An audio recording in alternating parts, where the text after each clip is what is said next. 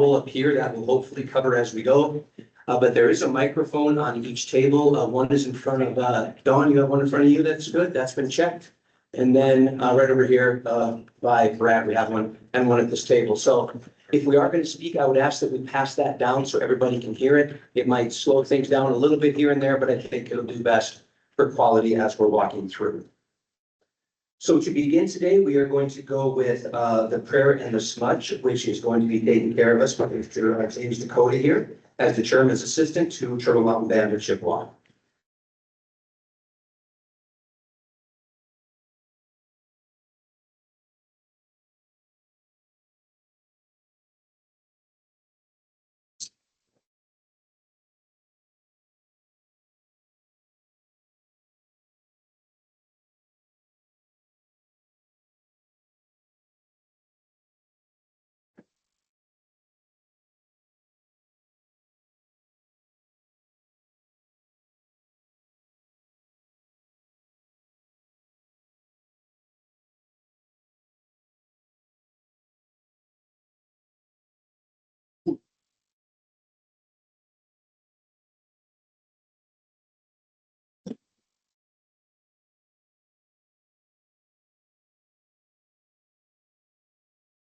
My name is James Dakota.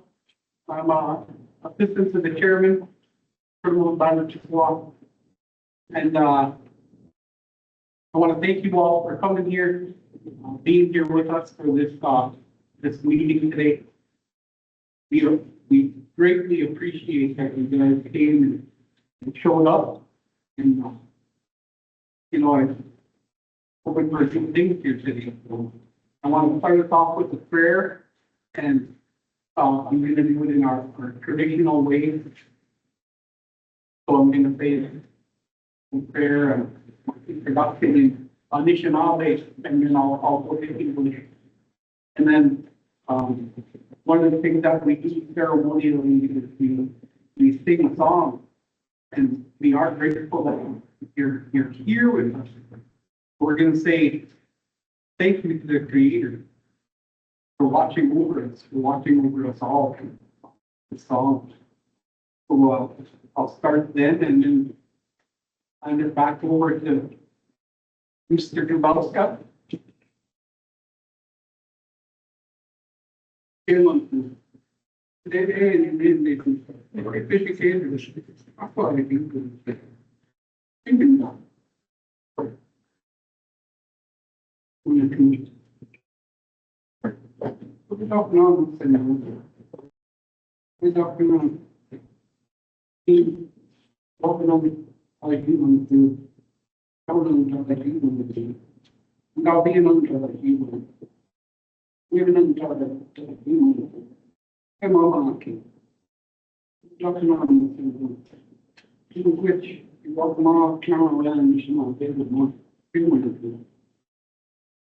Creator, I offer you this tobacco. I said you accept this tobacco. Come here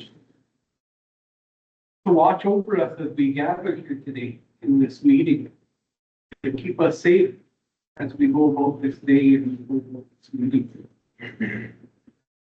But this time I'll sing that honor song, and begin to take it.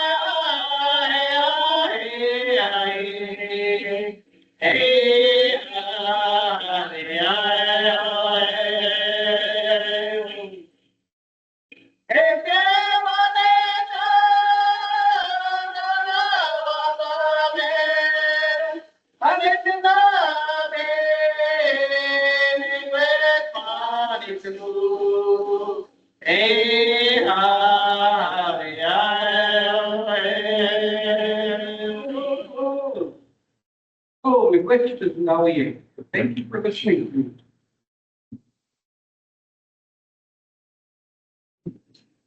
James, thank you very much for that introduction. Thank you.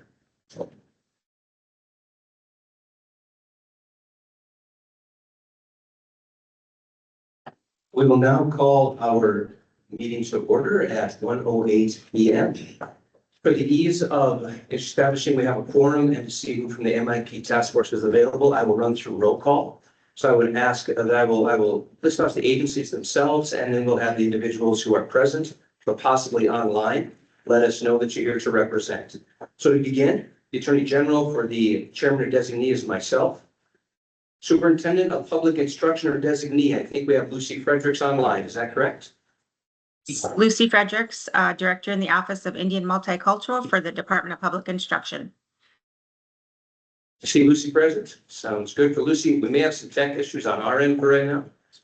One more time, if you would, turn your mic off or on, please, and let us know. Hear me? Okay. Anybody else from Public Instruction? All right. Chief of the Bureau of Criminal Investigations or designee, that would be Mr. Steve Harstead next to me here. Yes. Deputy Director of Indian Affairs Commission, Mr. Brad Hawk.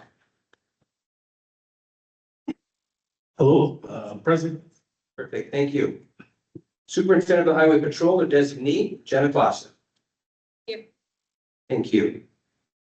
For our federally recognized tribes, we'll go into the MHA Nation, please. Someone present from there. Here, Don White. Don White, thank you, welcome.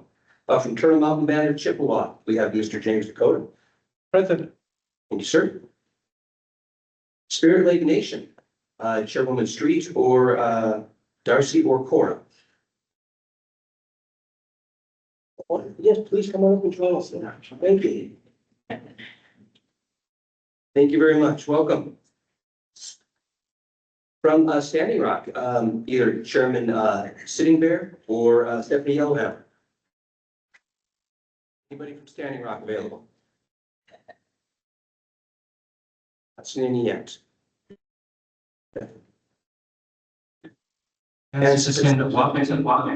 Whoops.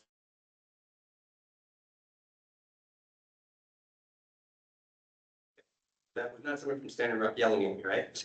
Okay, we're still good. Sisseton Wapaton, any representatives there, including Chairman Randall? Not here today, we're gonna move on. Two members from the House of Representatives. First, we have our House majority under Representative Dawson Holly. Here. Great, thank you, sir. And then for the minority, Representative Jamie Davis. Here. Thank you. Two members of the Senate. We will have our Senate majority, Senator Chuck Wallen. Here. Thank you.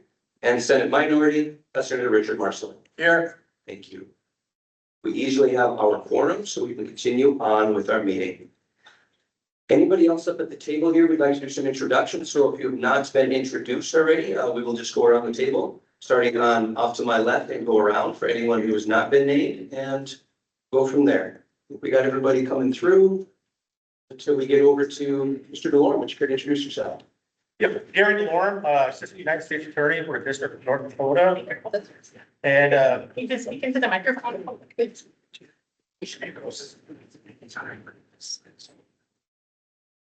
Better?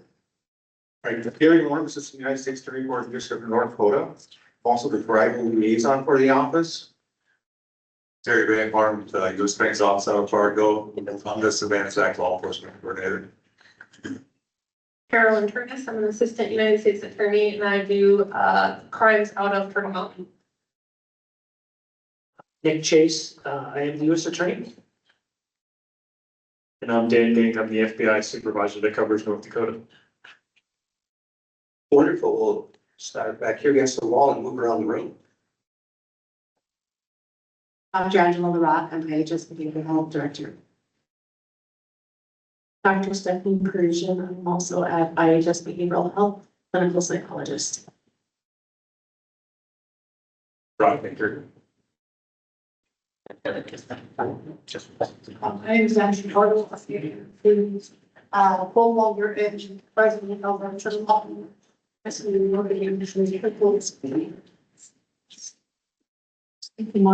afternoon, welcome to Take an Aqua Zoo. My name is Terry Martin Persian and I work with Turtle Mountain Band of Chippewa Law and Policy Department.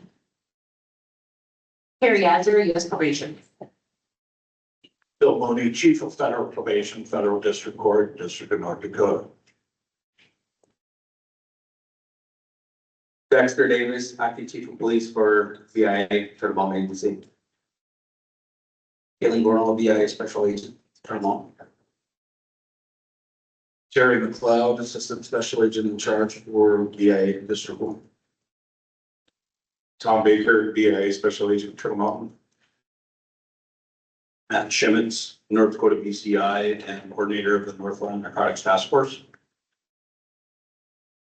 Heather Dakota, Turtle Mountain Tribal Police.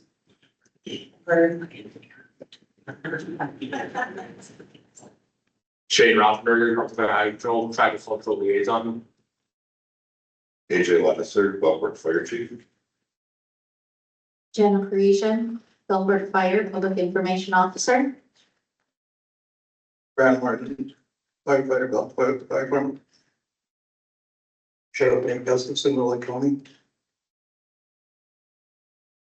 Prashanda Parisian, Director of Victim Services, Turtle Mountain. Marisa Davis, our assistant. She directs me everywhere. Ryan, Southern Governor, North Dakota Highway Patrol, Northeast Region Commander. Matthew Johnson, North Dakota Highway Patrol, Northwest Regional Commander. Thank you all. Anyone that we missed? Gotta make sure I got this back from the Highway Patrol. You probably steal it from me. To make sure I keep this. All right. Welcome, everybody. On our agenda, we will move through a few things here. The first, I want to make an announcement that they do have snacks, sandwiches, coffee, and water over here. Kind of a build your own sandwich. So at any time, please help yourself to that. Water, chips, coffee, and so forth. That has been supplied here generously by the tribe. So thank you very much for that. Please help yourself throughout the event so that we make sure everybody gets fed. I did see Chairman Azure hanging around in the back, maybe. When he comes in, James, if you'd let me know, we'll make sure we give him this time to speak, okay? okay, Thank you so much. First thing we have is under old business. So under our old business, you will see our 6 primary objectives legislatively mandated to this group to accomplish over the next biennium. We have our first to identify jurisdictional barriers between federal, state, local, and tribal law enforcement and community agencies. Number 2, identify causes that contribute to missing and murdered Indigenous people and make recommendations to federally recognized tribes in the state aimed at reducing these cases. Number 3, identify strategies to improve interagency communication, cooperation, and collaboration to remove jurisdictional barriers and increase reporting and investigation of missing Indigenous people. To administer the Missing Indigenous People Grant Fund. To consult with the U.S. Department of Justice Office of Tribal Justice to invite a federal liaison or representative for consultation on the Federal Savannahs Act. And finally, the review of grant funding expenditures, and recommendations for future allocation. So between now and 2:45 on the agenda, we have time to run through those 6 points. To help with that, in your packet, you will see the minutes from the last meeting. If you need to look through those, you can see where each of those were addressed and some of the comments made. So at this point, I'd like to open up to the task force for any comments on any of those 6 areas that we would like to discuss, as we're all ready to discuss those as a quorum. Thank you.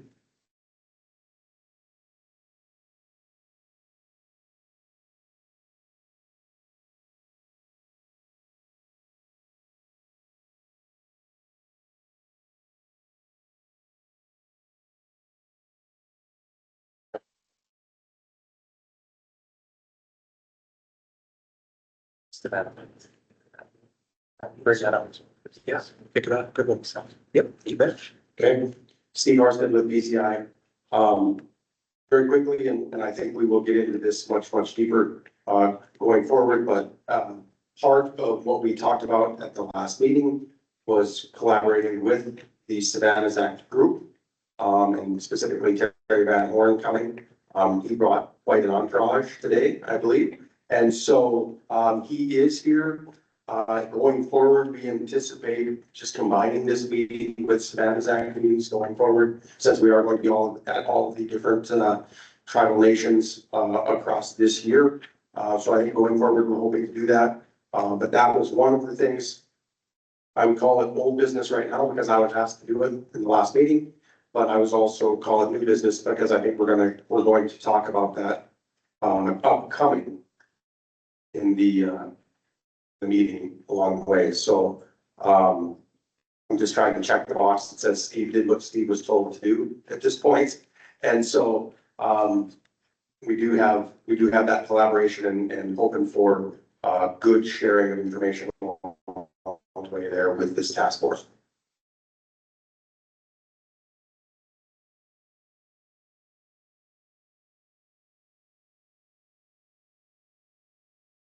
Discussion from any board members about any of those 6 primary topics from our last meeting.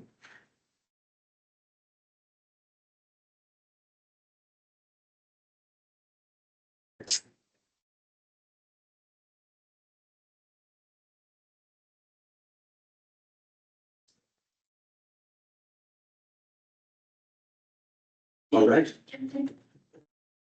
Yes, representatives. Thank you, Mr. Chair. Yeah, so sorry, I totally missed the packet at the front table there, so I was just looking that over. And I don't know if this is when you would like me to bring this up, but under, let's see what number it is. Number 4, it would be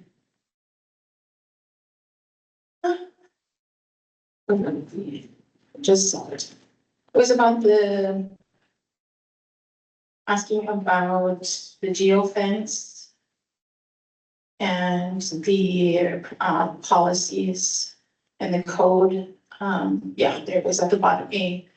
And I know I did receive a email correspondence from Lieutenant Clausen, and I guess I would just like to get that on record of what the response is.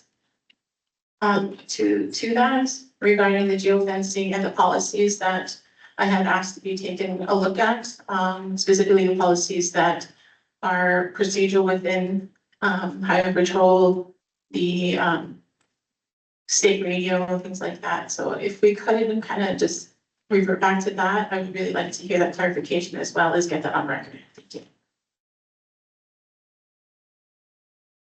Okay. Oh, hold on. I thought it was on for me to start singing. Okay, so just to backtrack a small bit and give everybody in the room a little bit more context. Part of the discussion from the last meeting was talking about feather alerts and the missing endangered person alert because they apply in Century Code the same. And so we looked deeper into policy, current practices, et cetera. I sent an email just for some clarification directly to Representative Davis on how that currently works in possibilities going forward so that we could potentially have more coverage in that alert system while still abiding by North Dakota Century Code. And so, part of what was talked about last time through Don White from MHA was the iPod system and each tribe gaining access to the iPod system. And so, geofencing, which isn't necessarily a term that we use amongst alerts, but it is basically county by county basis. I think MHA is the first tribe in the country that has a border around the tribe for iPods. I don't think I saw that in the iPods map anywhere else. Every other tribe has used county lines. I think it was really progressive. The MHA was able to get that done. So when an alert goes out on your cell phone, is there the possibility to have that done in a certain area was kind of the big ask, right? And so in North Dakota, currently that goes out by counties, not by a certain mileage around a geographical point. And in backtracking, talking to Senator Wars, who chaired that conference committee, she was in agreement that the Century Code states it can only be used in those abduction cases. And so there is a workaround, which I detailed some in an email to Representative Davis, and I can share that wider too with whoever would want it.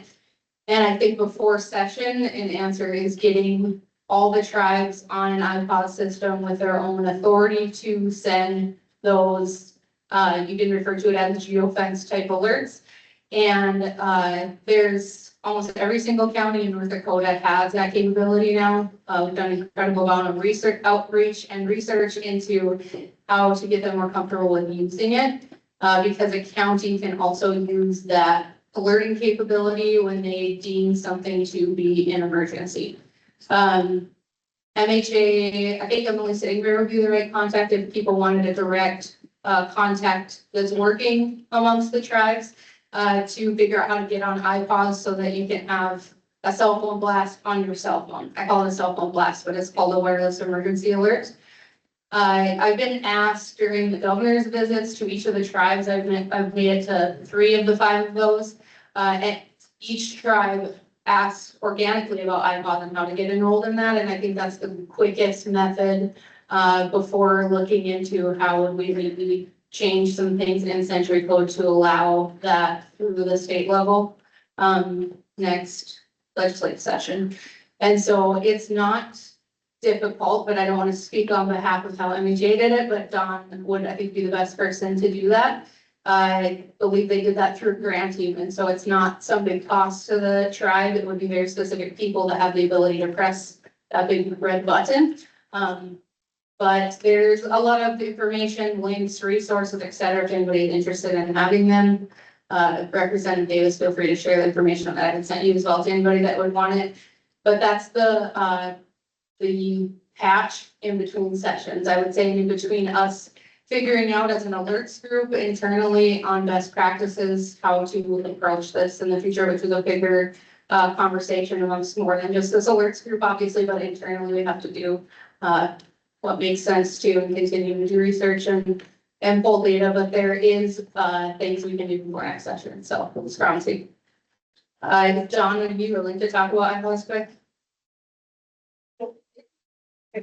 Thank you very much. We're just going to pause for a moment as Chairman Azar's here. I'll give him the microphone to us for some opening comments for us. I'm gonna stand right behind the other Jamie here just to make her uncomfortable. Sorry for being late today. We had a very tight schedule this morning. I know I was going to be here this morning at 8 a.m. and then I got switched over. Anybody that doesn't know me, my name is Jamie Azar. I am the Turtle Mountain Tribal Chairman. It is my pleasure to welcome you to the Turtle Mountains. I see a lot of familiar faces. I even see Brad over there with the angry look that he always has on his face. No, you're happy today? I'm okay. But, and Brad knows also that after this, I leave to Bismarck to also the chairman of the United Tribes of North Dakota. So a lot of what the discussions that happen during these types of meetings also happen at the legislative level of tribes when we all get together every month. You know, there's not a whole lot more that can be said that hasn't already been said over all these years of trying to come together to share resources, to better communicate with each other, to come together to stop a lot of the issues that we see, not only in the Turtle Mountains, but across Native Nation. There have been a lot of strides that have been accomplished in the last few years. From the Savannahs Act to the feather alerts. All of these things are extra tools that our legislators and our tribes, our people and our partners throughout the state and the federal partners are all coming together to say, we need these steps in place in order to move forward to help protect our people, our missing and murdered Indigenous people. It has been an honor to be part of a lot of those discussions, but it has also been extremely frustrating on my side to also be part of those conversations, because it seems like a lot of the issues that we're going to talk about today, well, that you will all talk about today, have been spoken about in the past, over the last 8 years, 9 years that I've been in office. We have the right people at the table, right? Sometimes we forget what it's all about. That's why it's important that we come to the reservations, that we come to these communities, so you can see the people, you can see the people in this meeting room. Every one of us has been impacted by drugs, by human trafficking, have missing and murdered people in our families or friends of our families. That's why we come together, right? And we've said it many, many years ago when we first came together, the same side of the event center where we had a lot of those round tables, and we used the strategic planning session to come together and figure out what the barriers were going to be. And that's why we came up with these lists with the feather alert, with the Savannahs Act, with all these accomplishments that have happened up to this point. Were prioritized at strategic planning settings like that. So where do we go from here? Right? The same people that can move all of these barriers out of our way, putting back in this area. You all get back together, you all meet, we all know what the issues are. We know what the resources are. We know the right ways to move forward. So I say, let's just move forward. All right, let's put all the little things off to the side. Let's say, if it's about funding, let's figure out the funding. If it's about communication, let's get unified communication sources that we're all talking on the same networks. Let us know at the tribe so we can come forward, we can make those decisions, and we can better arm ourselves to protect our people, the other people from other tribes, our relatives across the state, because drug trafficking, human trafficking, they know no race. They don't care if you're Native. Natives are preyed upon because of where we are, right? Because of all the issues that we see in places like this with our casino, all the different barriers of all, I can ask every one of the law enforcement here, who's got jurisdiction when something happens here? And everybody's gonna kind of look at each other first, because we're at a casino on reservation land, that's state taxable, that's all these other things. Let's figure out how to get across those barriers. I want to go back to where I first started with this, that I am proud to be in this work group. Even though I am not going to be here for a lot of the discussion, this is where it starts. And I feel when we get into these bigger groups, and it's the same with tribal work groups, that sometimes we spin our wheels waiting for somebody else to say, let me put my neck out, this is how we move forward. So I ask each of you today to not solve all of the problems across Native Nation, to not solve exactly how you're going to stop people from going missing, but to step forward and say, this is what I bring to the table. This is what my puzzle piece to the greater cause and the greater picture. This is how I fill that needs gap. This is what I bring. Because if everybody puts everything that they bring into the middle of this puzzle, then we're complete. Because at the end of the day, we are protecting our people. It's not about all of these organizations just working together. It's about all of these organizations working together to protect our people. And you're gonna see those people as you drive out of here. You're gonna see them at the coffee shop. Right? You're gonna see our young ones here. We got a water park right out, connected right to the back here. That's who we're protecting. It's not jurisdictions.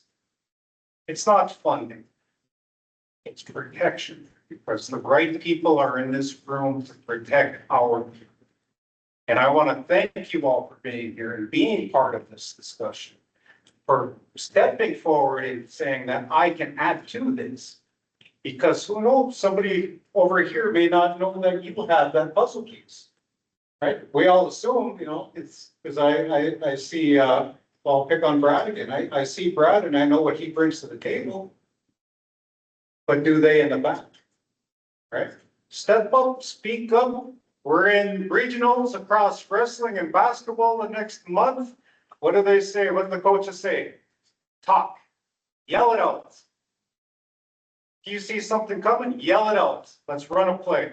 Let's move forward. Let's win this game. And that's what it's all about.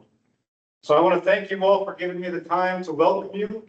And I know that's a little a hard welcome, and sometimes we just need to be able to be a little louder than what we usually are, because of the importance of why we're here.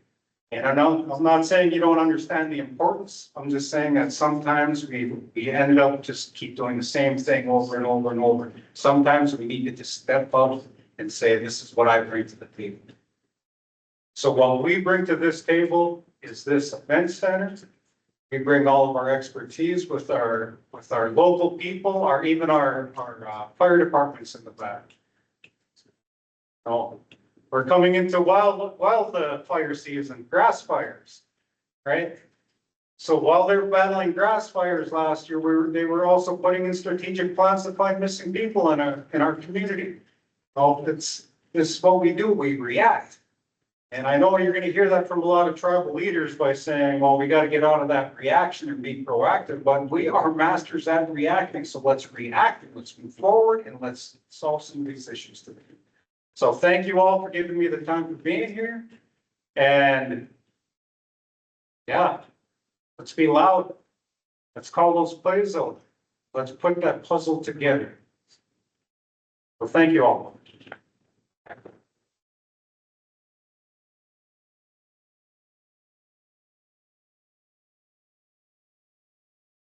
Happy birthday, Travis.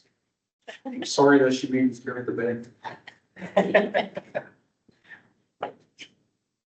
Good afternoon, everybody. My name is Dawn White. I am Chief of MHA Drug Enforcement. I've been in law enforcement for over 17 years, strictly Fort Berthold. When we talked about the IPAWS on the last session, just to let you know, there are over 326 reservations here, and less than 15 reservations use IPAWS. Okay. I did go back and talk to Emily about the IPAWS,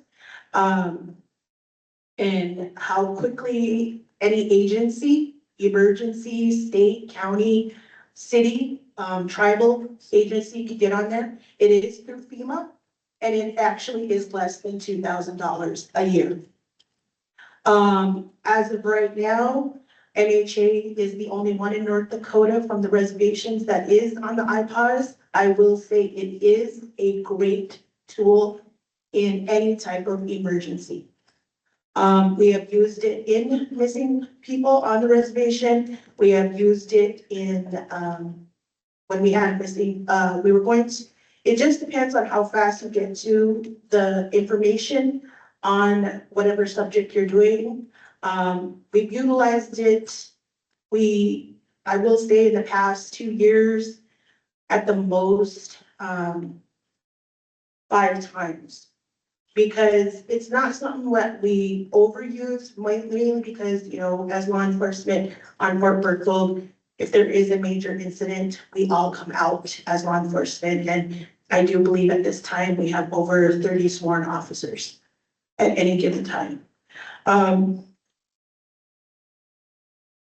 When Fort Berthold is gonna be the next one to host this meeting, I did ask Emily to do a demonstration on the iPods for you, so you can see how quickly and how fast that the demonstration will be for you to see how it works.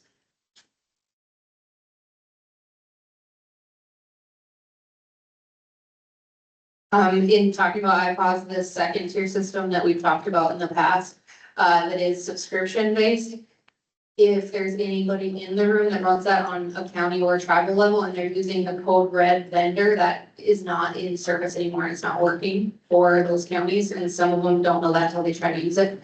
But I think up here, everybody is covered by a different service, but just in case, I wanted to let people know that.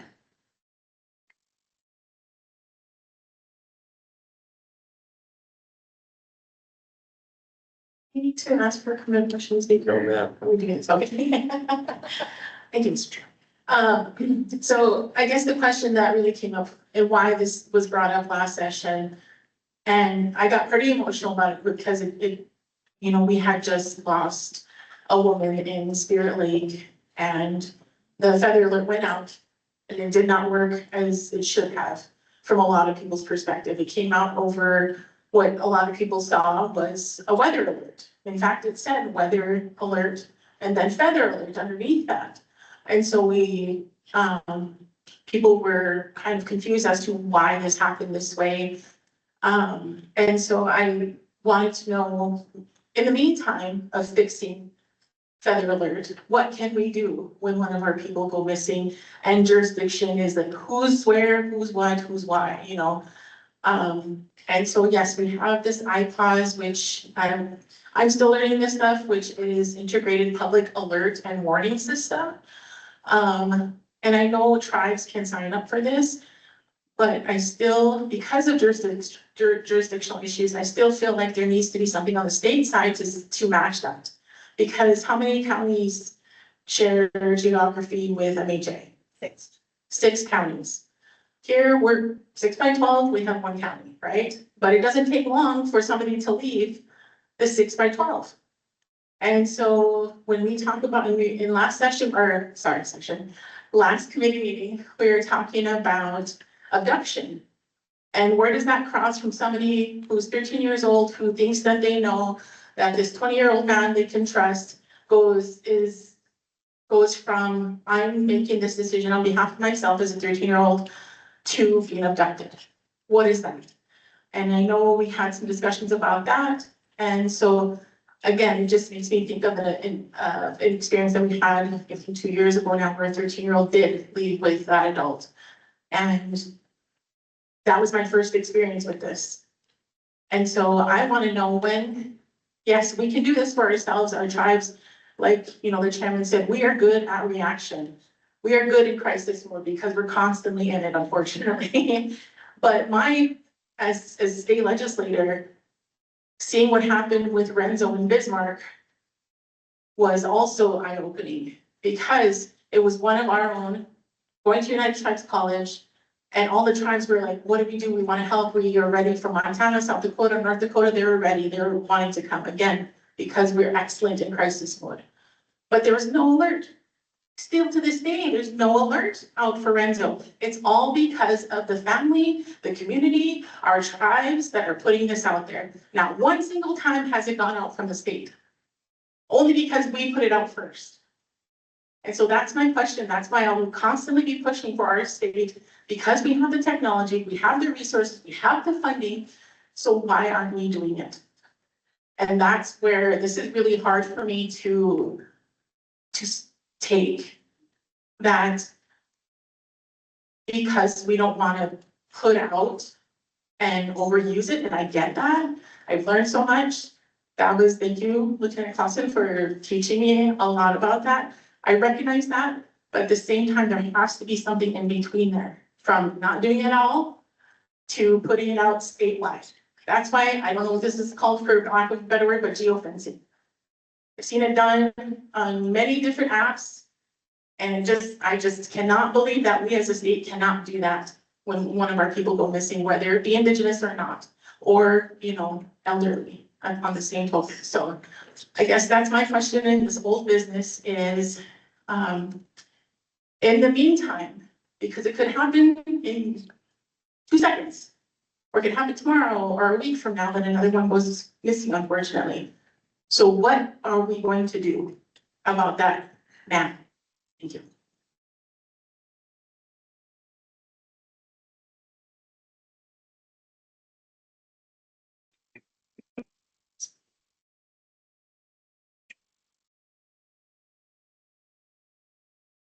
Generous. I just want to say one thing from a law enforcement perspective and lens is that, when it came to the missing, female from Fort Time, yes, Spirit there are certain elements that need to be met before we're going to put that out within the Feather Alert, the statewide. And I think that's where we have law enforcement and the general public with the misunderstanding. With the law enforcement side of the house, we have to sit there and determine, is this in fact a missing person investigation? And that only comes from the ones that are on scene that get the initial information. And again, with all law enforcement, it does not matter if it's tribal, PIA, state, county, city. It clearly sits there and states there is no time, no wait time. A lot of people say, you know, oh, you have to wait 20, even family members to this day on Fort Berthold will say that to me. Well, I thought we had to wait 24 hours before they go missing. No. And again, Harry just cannot stand it when law enforcement says runaway children. No, he clearly says they are missing people. Enter them as missing people. It is breaking down those old habits and training that we had and everything that we do in law enforcement. You know, we're still, it evolves.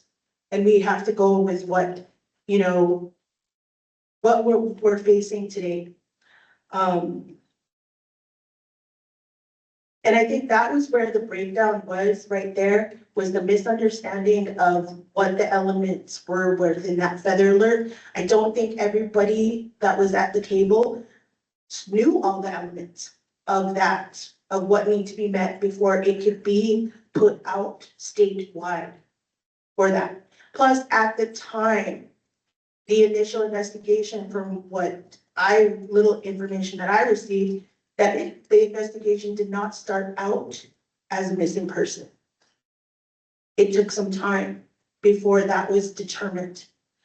And again, that goes back to the tribes. Who is in charge? Who's going to be in charge? Who is going to be responsible for putting out the information statewide? You can't always depend on the chief to do that, because the chief or the supervisor of investigations, they're getting that information and trying to sift through it as to what they're gonna go and, you know, run with, or what they're not going to. And that's why your emergency personnel, or whoever that's going to be is the director of that position, they need to be side by side with the chief, and then he's gonna make, or she's gonna make that determination as to what's gonna go out into the public. That should really how it should go. But a lot of our tribes are not set up like that. And that's some of the things that need to be worked on. And even within county levels as well, our small counties here and cities.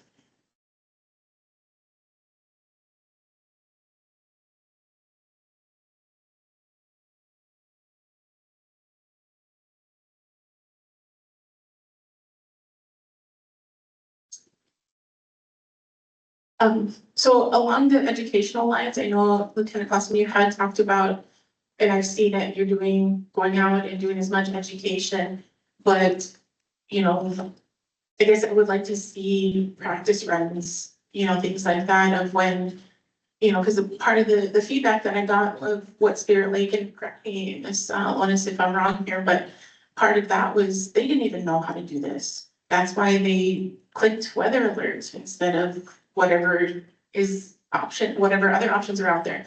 I don't know what Rolette County has if, you know, Gus, sorry. Can speak to that, like if somebody goes missing here, 6 miles out in Rolla, that seems just different. So what happens, I guess? I'm really curious as to the real life experience of this, because that should dictate our policy. And I know we got some, obviously it didn't fill all the gaps with the feather alert, so we have session coming up in 2027. And, you know, we need to prepare now of what that's gonna look like to change that, to make it better. So I'm really curious as to what other educational opportunities, what other training can we do with our smaller counties, our rural counties? Because I have no doubt that Bismarck, Fargo, Minot, yeah, you guys all have, you know, all the resources, which is amazing, but living here, our tribes are rural. So we need to specifically the 6 counties that share geography with MHA, like, do all 6 put out the alert? Or is it just the specific area? Or, you know, again, it's all, of course, specific to the, you know, what is happening in that moment, but I guess I would like to see, or hear, maybe you're already doing it. What is being done and what options we have moving forward of better education. Okay, so a couple of things. The 2 feather alerts we've had so far were sent out statewide, not just in specific areas. They did not have the cell phone blast because they didn't have the adoption, which I know we have work to do on, and that's where some of this disagreement on interpretation comes into play.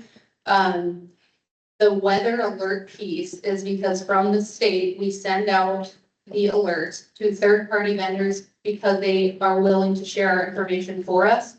So then the weather service, Life 360, whoever is willing to take our information and put it in their apps will do it. So when the weather service sends out anything, it says weather alert first and then everything else second.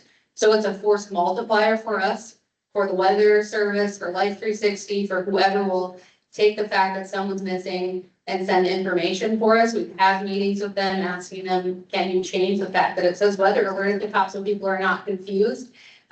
It's their template, it's their default that every single thing gets filtered through. The other option would be to not then share it with third-party vendors so that it doesn't go out and confuse people, but then way less people know that it is out there, and we aren't gonna do that because people even saying, why is this a weather alert? Look how many more people know that it happened. So I'm not gonna give up on them because I'm annoyingly persistent and I feel like they could change template for us, but I don't understand the weather either. But that's their explanation that they gave us. So both of them were sent out statewide. It's just the difference on how third-party platforms sent it out, and then obviously the cell phone piece that is the big conversation here. The other part of this, without getting into information that I can't speak about on behalf of other agencies who responded to Miss White's disappearance, is that they had officers in that area within minutes of that phone call hanging up. And at that point, it's a search and rescue. It's not a missing person yet. Just to clarify, that's where some of this becomes complicated because the law enforcement piece of it is 98% of the time in North Dakota to include missing people on tribes. Law enforcement solves that on their own without any request for assistance.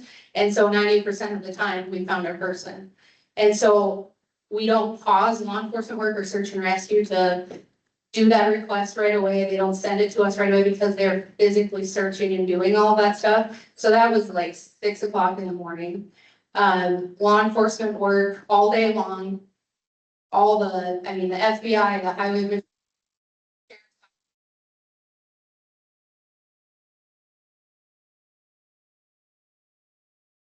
Oh, she was there not right away. The feather alert was then requested at about 9 p.m. And so could we got a feather alert out quicker to help? The answer is no, because law enforcement work happens right away, and 90% of the time it works well. Not to say the timelines can't be shortened, but that's just the scheme of what an investigation when somebody goes missing right away looks like, is it just does take hours, and we receive all alerts requests multiple hours after law enforcement has done a preliminary investigation, because they typically find somebody. From the education standpoint, we have trained every single emergency manager in the state. We've talked at dispatcher conferences. We've talked to every cop that will listen to us. We went to every tribe except Sisseton, continue to try to schedule there. It has not worked yet. And those have always been open to the community to come and learn as well.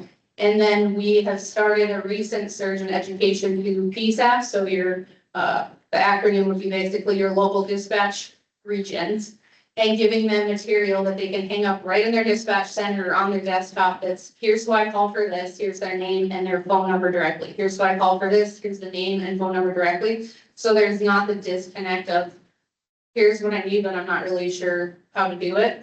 And we've seen that, I think, help some, the fact that they got that in their toolkit. And a lot of it is just asking them, like you just said, how did this work locally? What did you feel like were the hiccups so that this didn't work well or didn't work fast? And how can we support you better next time? Some of that has been starting to create investigative checklists for law enforcement that don't run into a missing person case very often, and helping them have those check boxes to refer to right away and think of things that maybe they wouldn't consider because they deal with a missing person just a couple times a year. So we're always open to suggestion about what you want education on better, but some of that too is us being educated by locals on what they're seeing and how we can maybe change practices at the state level too. Want to add to that? Did I miss something? Jen, can I jump in real quick? Is that all right? Who's talking to me? It's me. Yes, Yeah, I did. yeah. Sorry. God, is that you? Yeah, from somewhere. You bring up some really good points about the thing that happened, the missing woman on Spirit Lake, and I want to just give you a little bit more nuance about what goes on the law enforcement side when that happens, specific to that incident. Somebody already made the point about, every minor who's missing is missing. They're not a runaway. For adults, there are rules and some limitations for us, but I will tell you, we look for a way to get involved. So I am looking for, is the boyfriend or girlfriend have a criminal history? Is there any kind of violence that happened? Are there active warrants? Is there some way that we can get involved to offer any kind of resource that we can? With the missing woman out on Spirit Lake, we did find some things right away that told us, hey, we should get involved and we have a leg to stand on investigatively to do that. One of the things that we did right away is we did emergency disclosures for her Facebook, her phone number, and her other social media. We were able to plot that on cell phone towers and know pretty much right away where that cell phone had been, and then it hadn't left the area that she'd been missing from. We also knew that her social media hadn't had any activity. Nobody had logged on, no one had sent any messages from it. And we also had all of the last messages that she had been sending with anybody else. So right away, we knew where the phone had been, where she had been, and everybody that she was with in the last couple of hours. So we felt pretty confident right away that we knew what we were dealing with and we weren't maybe dealing with something that required kind of that immediate feather alert. But I will say, Terry McLeod and I went and talked to the tribal chairwoman. We told her as much as we knew as we were doing it, tried to be as transparent as possible. If those fact patterns had been a little bit different, and maybe we were seeing that Facebook login from other places, we were seeing that phone move around, I think you maybe would have seen a different response from us about pushing out more information quicker to try to track that down. But that's the thing that's really difficult here is that we're doing our best to share as much as we can. But at the same time, we felt pretty confident that we kind of knew what had happened and we were gonna find a resolution in that situation.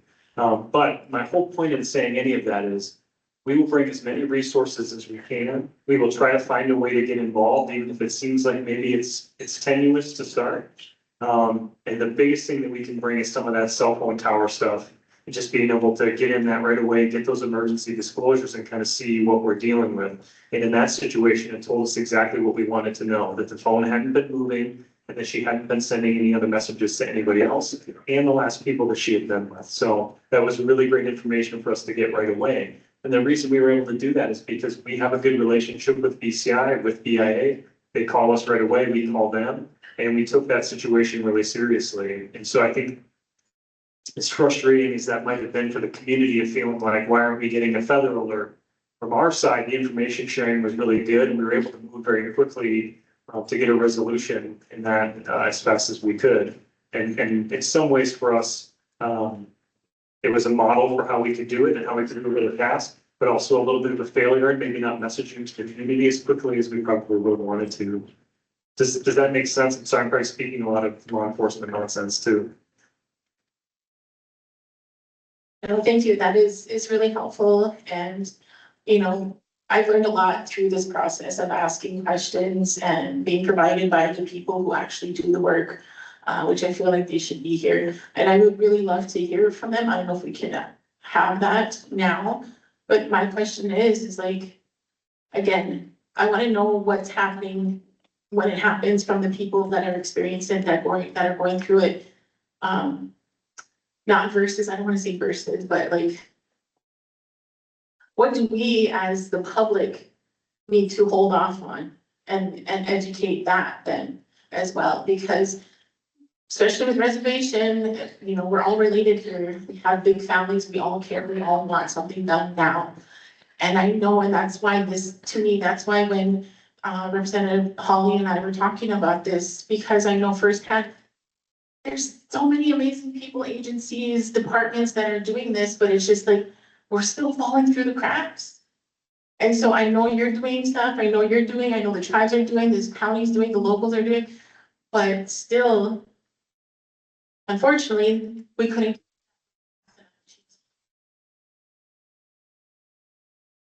That's the reality. And so as many people are here, I feel like that woman should be alive.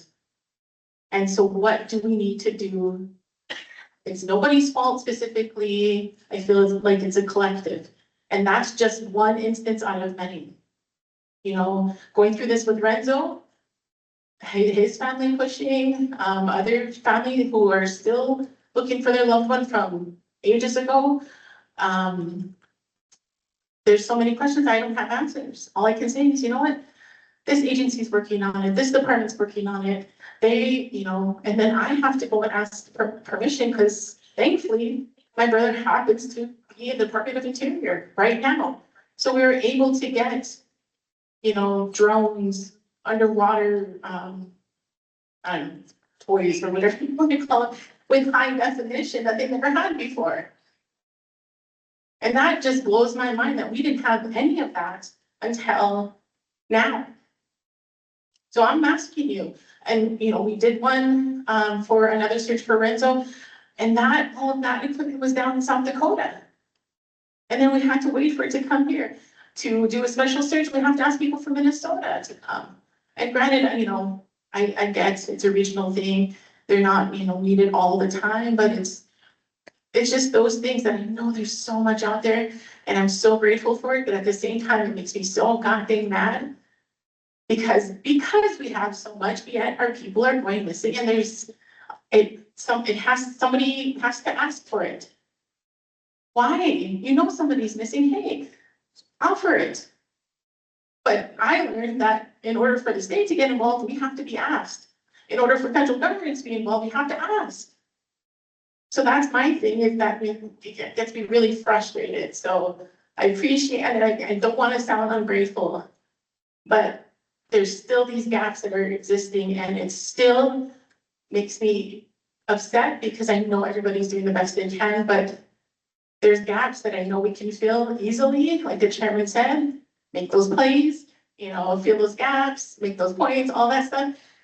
And we should be doing it. We should have a better game plan in place.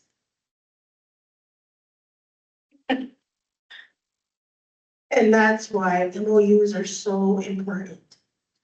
And we as law enforcement, all the law enforcement officers in here, will all tell you, we are the only ones who know those jurisdictional lines. The criminals don't, the general public doesn't, and that is a valid question. Why do you have to be asked? And a lot of times it's because the state and the counties are respecting the tribe's sovereignty. And those MOUs are important because that is when the tribe exercises their sovereignty. They're not giving it up. It's like a circle, and we're dealing with the situation within the reservation in that circle. You have BCI, you have FBI. FBI can come on, they're allowed. And you have all of the BCI, the North Dakota Highway Patrol, the county guys, all standing at the edge of that circle. And yes, they respect the tribe's sovereignty. They're not going to come in and infringe until they're asked. And that is the bottom line. And that's why I say MOUs are so important for a reservation, because then we can work together. We can come in, you know. I work well with the FBI, but I also know most of our FBI agents, only one or two for the reservations, okay? BCI, how many do you have on a given day? Agents? 65. 65. 65. That I pretty much know at least 10 can come to a reservation if asked and help with the situation and their resources. And that's the whole thing, is the sharing of resources. If our reservation does not have it, I know for a fact that within my networking system, I can call somebody, hey, you got this, you got that. I need it right now. This is what's going on. Sure, Don, we're on our way. We'll help you. What do you got? Just send us it. And that's what we need to do, because I would rather have somebody from the state of North Dakota that knows the area, knows the people, already has those established relationships with most of the counties that are around the reservation or within the reservation. And we all work together to sit there and solve these situations. It's just not missing and murdered. It's the drugs, it's the human trafficking, it's everything. And the only time, like I said, when we do work together is when it's actually like a natural disaster situation. But these criminal elements, they trust me, they do respect our sovereignty. But they still gotta be asked to come onto the res and help us. So just one follow-up to that, and then I'm sorry, I'll pass it back to you. But yes, I totally understand and totally get this sovereignty. But in these instances where the first time this happened, I was up at Gordon Lake, was it? It was. And I was just asking questions like, do you need the state involved? And I'm like, I don't know. I don't know when that, what triggers that was kind of the thing. And so I guess what I would like is to, you know this is happening, you just said this, all these different things in Spirit Lake were happening, you were gonna find a way to be involved, and I love hearing that. Because yes, there's a sovereignty, but we don't know when to call and ask for help. Because you know what, we're used to people showing up, just like what happened with Renzo, the tribes came, they're like, we're coming whether you like it or not. Specifically for tribes, because they know, again, we're all related. And so to me, I feel like that's something that we almost are at fault for, of like, we don't know when to call for help. Because we should be able to handle this ourselves. But there's so many other resources out here that I just feel like in that instance, I was really grateful for the work that our own search and rescue was doing. But I was like, I know there's dogs out there. I know there's dogs that can come help. And so I called this, I called my brother again, called him. He's like, hey, we have numbers to BCI, all this. We'll get the state involved. And then I thought, well, do I need the chairman's okay? Who's okay do I need for this? And I'm like, heck with it, I'll ask for forgiveness later. Let's do it. So I guess what I'm asking is for you, if you hear about it, call us. I think it's as simple as that. Communicate with us instead of waiting for your phone to ring. Because we are, our chief, our fire chief wears 1,000 different hats. Our chairman wears 1,000 different hats. We don't know if there's not a phone number, immediately known of who to call. It may not happen at all where you could have, hey, I'm here, let me know, quick text message, let me know what you need. And that could save lives. And that's all I'm here for. That's all I care about is that communication, filling those gaps, figuring it out, and what triggers what so we can save those lives. So just wanted to, I guess, yes, sovereignty for sure, but also like a quick text of saying we're here. Thank you, Jamie.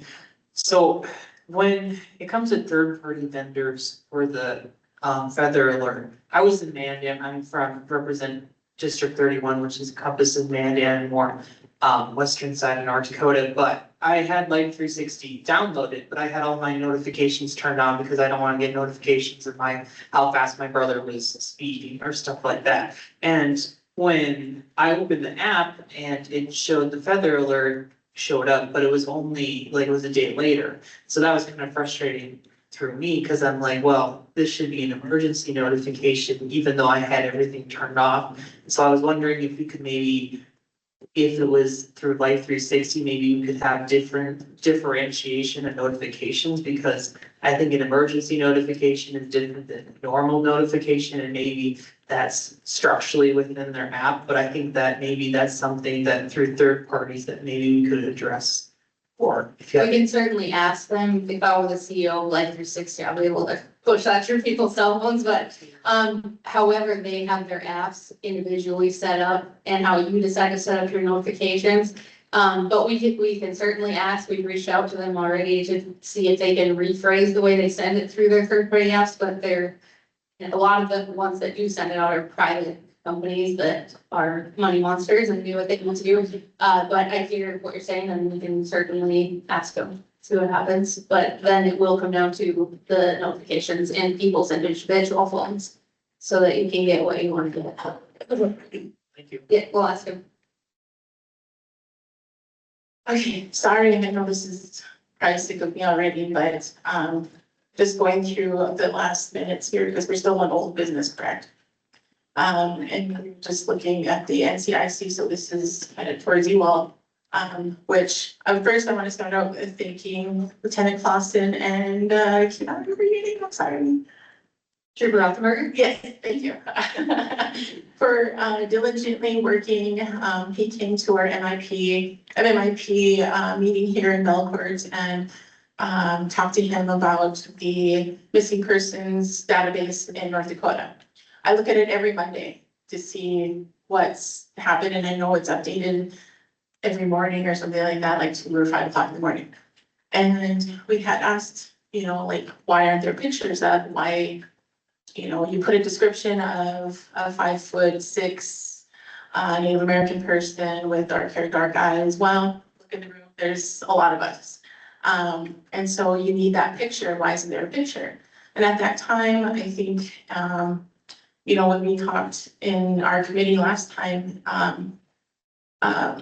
Chairwoman Street had mentioned about one of theirs that was still missing, and thankfully has been found since, but still didn't have his photo up, information, missing person, poster up or anything like that.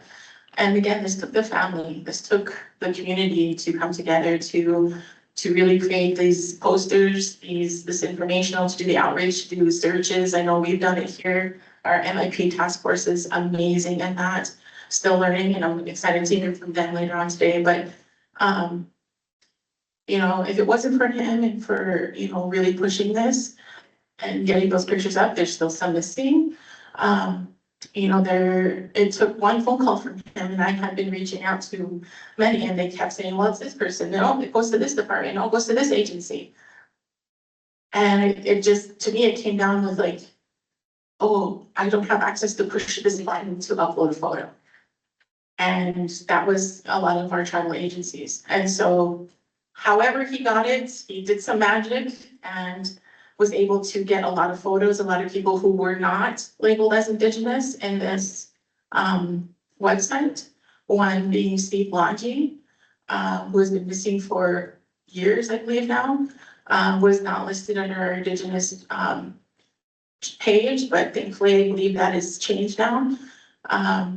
So I guess I'm just wanting to get clarification on that and how that can run more smoothly when our agencies or when Bismarck PD or whoever puts this information in that, you know, it's hard for me to believe this day and age that you cannot get a picture. I know we can use state picture or state identification, but Facebook, family, like, it just blows my mind that there's still no pictures up in some of these people's, on the missing person's website. So I guess I would just like some clarification on that and what we can do to do better moving forward.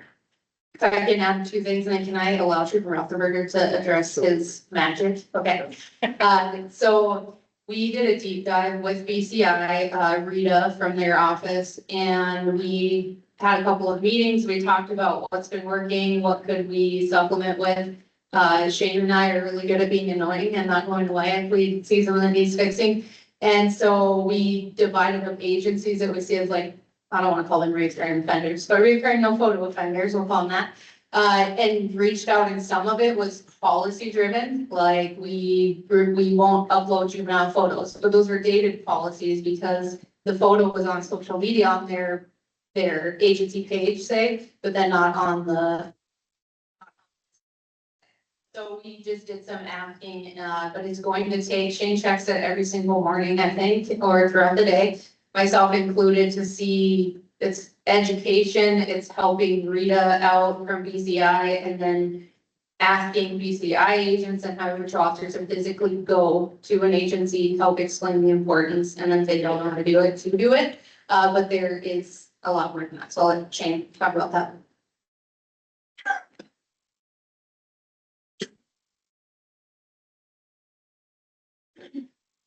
I just say thank you, Jamie, for recognizing that.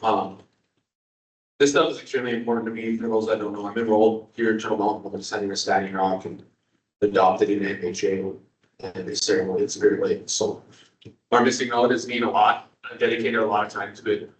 Regarding the one that was missing the photo for a long time, that special button was this man sitting behind me right here, Zach McLeod. Took a phone call to him and he got it straightened out. I do check it every morning. This morning I checked, there's 2 Indigenous females, 12-year-old and 15-year-old missing.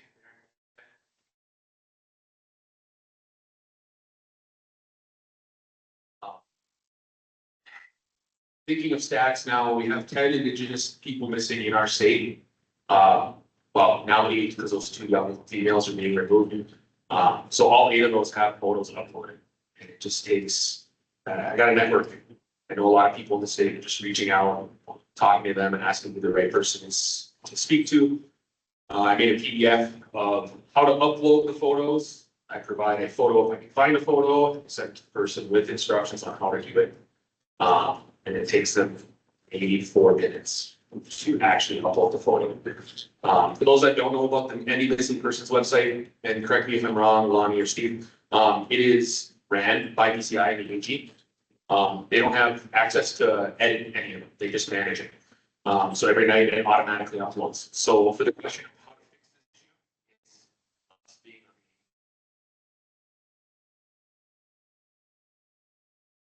each individual agency, it's their responsibility to upload a photo with NCIC entries of missing persons.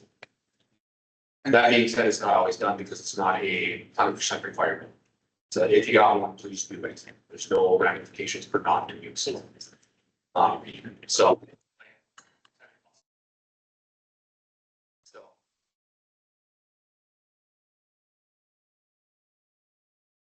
Pick up your months and they'll fall in soon to getting the photos up. The other issue is sometimes families don't provide photos. Some agencies have been really good about hitting up the schools and getting hold of their school resource officers to get photos from the schools, but then there's also policy with the schools. Sometimes they don't release those photos either. So there's still always roadblocks with all of that. But I think last I checked, there's 53 missing people in our state, not just Indigenous, but everybody. I got to the point where I had all of our Indigenous relatives squared away. And I said, hey, I'm having good luck, so I might as well just continue on with anybody that's specific people they deserve to be seen.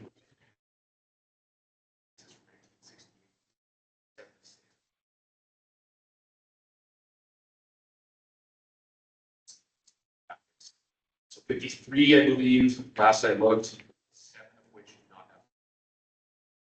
5 of which are juvenile. Policies like Lieutenant Clausen mentioned. One of which was a parental abduction at the age of 1, and individuals in the 8th year now, they don't have a photo.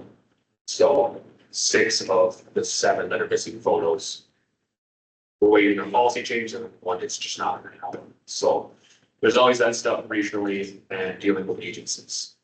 But that's what my magic has been, JD, just hounding them and beating on them and just here and making it as easy as possible for you. Well, thank you. Thank you so much for doing that because, Yep. yeah, seeing these photos and I guess, so I'm curious as to the policy of, because yeah, I'm looking at it now and, you know, they are all under 18. So why would we not want a picture of a 16 and 17-year-old? I guess I'm just looking at Maria and Naomi Gonzalez's, because again, I'm speaking today about Indigenous people because that's what we're here for. But I look at all of them. And so this was 2024, they're 16 and 17 now. So what is that policy? Why is that a thing? You're looking at the minor PD ones. What's it called? No, I'm looking at the North Dakota missing person. I know, but it'll show the agency on the edge of it. Oh, yeah. Yeah. Minor PD, okay. It is an internal policy for them that is outdated. They have a new chief. He is a fantastic guy. I've talked to him. He said they will be changing it. They will get photos added. It'll be an internal policy change. Each agency has, like Trooper Rothenberg said, each agency has to upload the photo, BCI, and post the site, but they can't edit the information. And so the ones that you don't see them on there is the ones that are left. That's what we ran into is an internal policy that they're either changing or we're telling them why it would be a good idea to change it. And oftentimes we'll see that they shared the underage person's photo on their like Facebook page. And so we just show them that example, like it was shared here. So what could you update your policy and then also share it on this official website? And most of them said yes. So that is a work in progress and I think will be changed soon. Chief Fry is the new chief at Minot PD. He's fantastic and I know what to get done there. Great. And then sorry, that's over here. We listed police in Botno, there's around 2026. I guess just this month here. Is that just timing or? Trooper Rothenberg has the answer to that one. How long does it take to get from? So I have a contact with Bottle County SO. We're working on the John Stewart case, getting that uploaded. That's been forwarded to their NCIC terminal operator. So just waiting on that. I provided a photo, the NIC number, which the NIC number is what their missing person entry is tied to. So it's super simple for them to upload a photo. It's a few clicks, they enter the NIC number, drop a photo and hit submit. It takes literally 4 to 5 minutes to do. So just waiting on that individual to get back to me. And then I reached out about the one that, what was that missing 2/9 of 26, Ruben? I reached out about sending an email this morning as well, and she forwarded that on to who needs to go to try and get that adjusted as well. So it's every morning I wake up, you know, when I'm off duty, hop on my phone and I go to the missing person's website and take mental knowledge of who I got to reach out to. A lot of those people are wearing like 20 hats too, and it does only take 4 minutes. It's just, they need to sit down and do it. Yeah.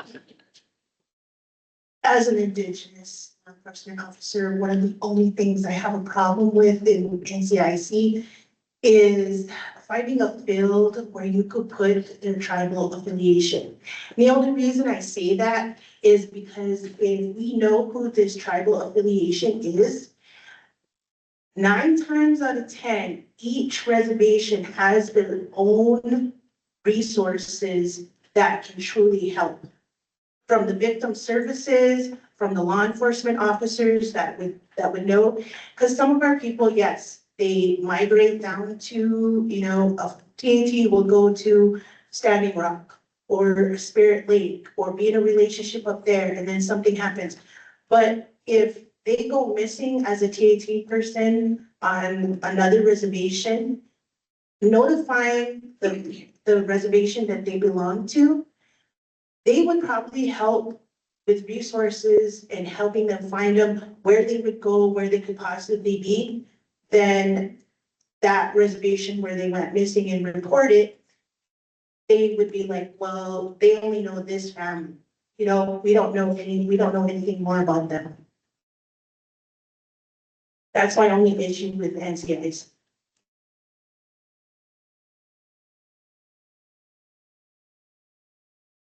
That is being. Get the word out that, this leadership field. That would be a great question to ask our staff that.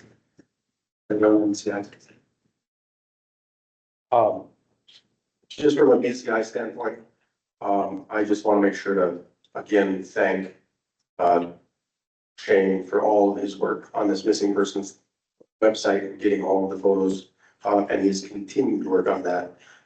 He has been extremely helpful in all of that. So, it is something that we've known is a problem. We've tried to address, we've tried to reach out, we've tried to get all those things, but his contacts have put us over the top in getting those things updated. So, that has been an incredible help, on that front.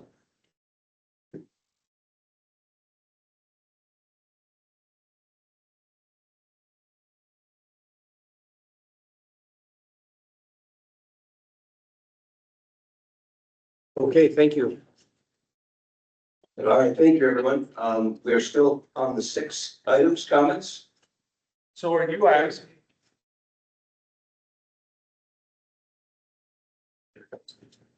So are you asking if the NCIC, entry with the photograph, the information, are you saying that it does reflect which tribe that person? It does.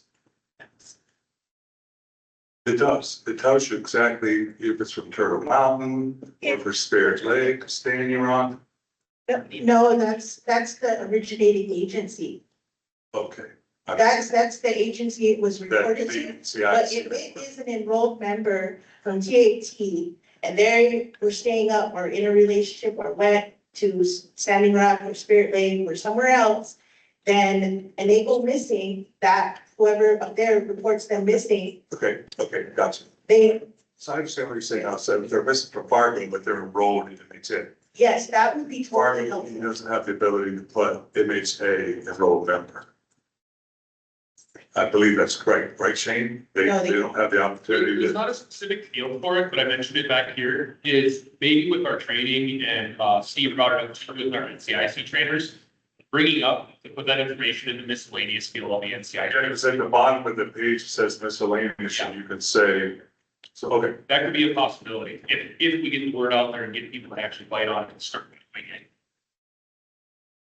So to your point, Steve will check with Rita and see if that's a possibility for us to put miscellaneous and how that would look. Any more comments on our 6 initial core responsibilities as we prepare for the Turtle Mountain MIP chapter to give us an update? Board members, any other comments? One more about the administering of the funds. I guess I would like to maybe discuss how we can, or maybe we just table that again for the next time and give, I really want to hear from everybody as well, but just some ideas of what that could be, and when, if we decide to disperse this amongst the tribes, when they could either apply for it or expect it, or, so we have 250,000, so I would like that to be done, I guess, sooner rather than later, but I'm also open to like doing it right as well, so. Absolutely, Representative. What we could do is we'll reach out to our FinAdmin folks, get their notes that we can bring to the next meeting on when it's accessible, how to apply. As far as what that money's used for, it's truly up to the task force itself here. If that's for iPause, if that's for different things like that, that's the type of things that money is important. Absolutely. Yeah. Anyone else with comments? Okay, we will, Ellie, are we okay bringing up the PowerPoint for the MMIP? Jenna wants to take a 5-minute break, so we're gonna give her time, or she gets me. So let's take a 5-minute break, please, and we'll get set up for MMIP. Thank you. To get set up, it just. Yeah. I'm not just saying no to Jen, I'm just gonna say yes. There. Yeah, do it already. I don't have to like. Case we have that, and. think I'm in my short time. Say no. That's why I ended up on messages.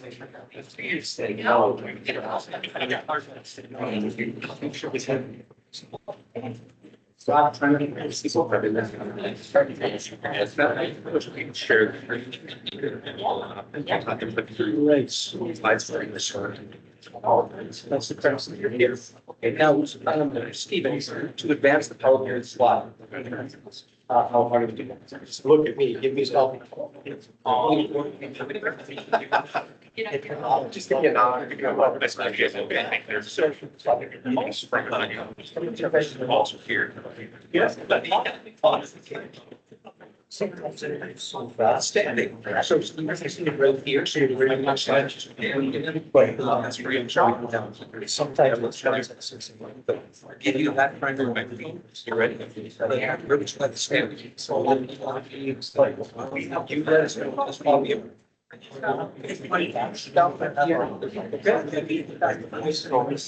Let's give it about 5 minutes.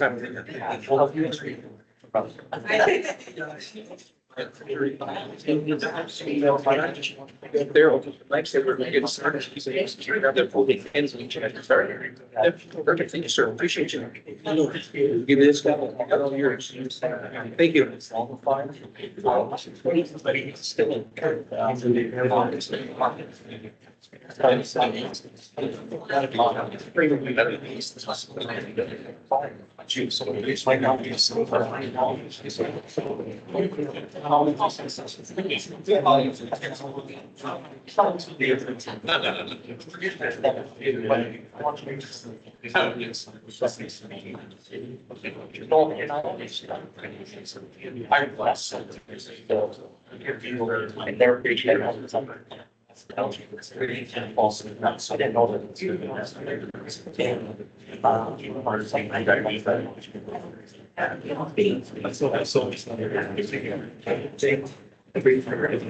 It's always sorry here.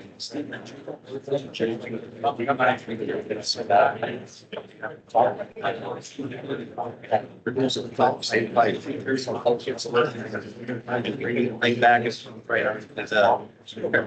He was.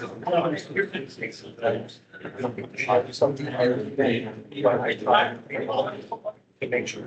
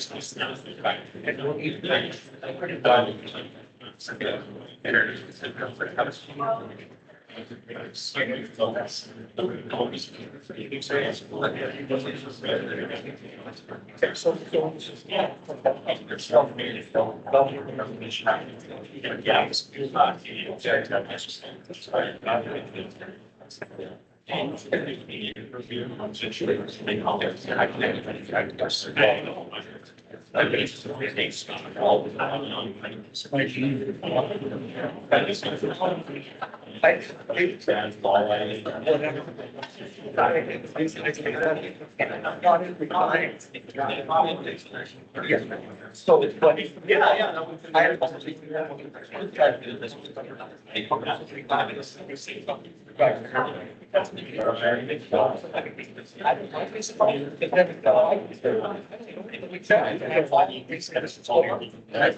That's what happened.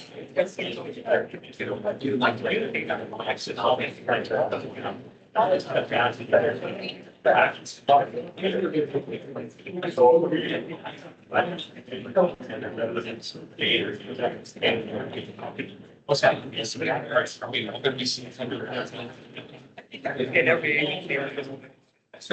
takes it this way, then this way, this way. Probably takes on the same thing. Don't find it all way. He is very fast. Yes.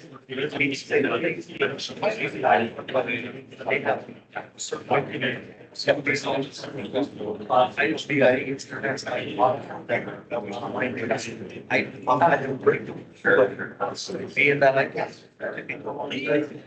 Yeah. I'm probably.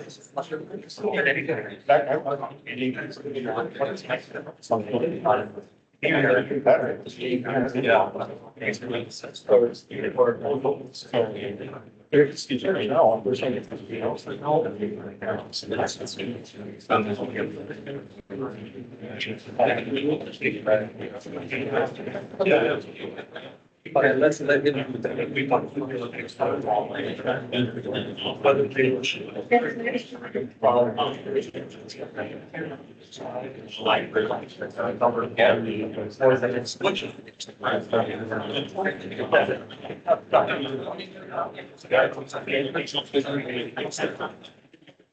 Right. Because they are so many.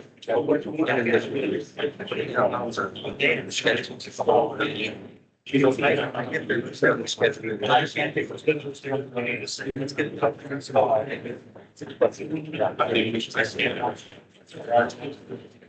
yeah.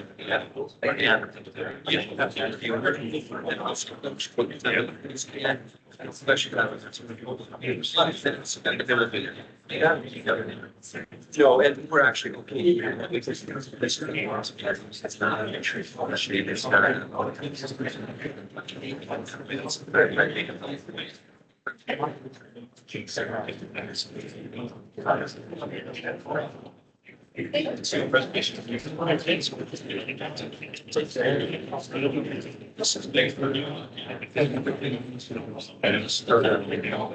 Right, it's much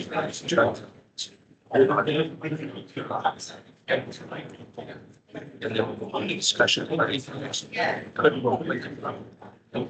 Frustrate the.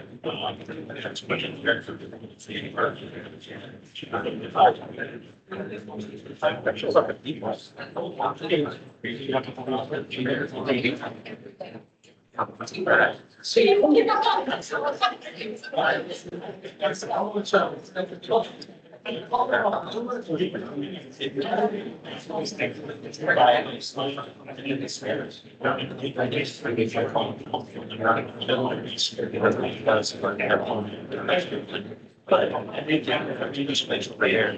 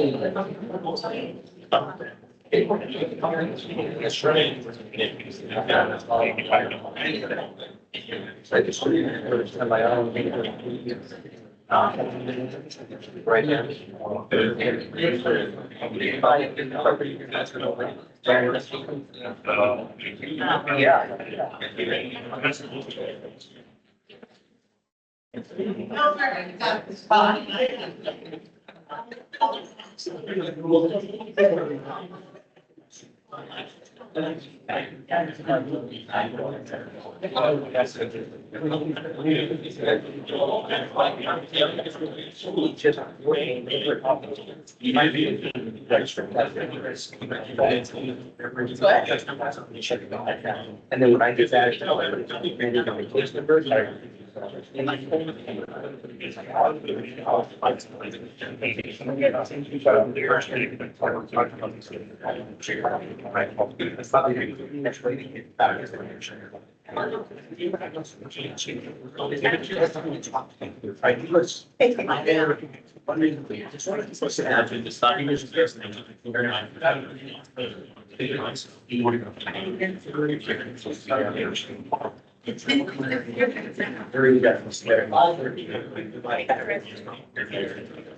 It's certainly, yeah.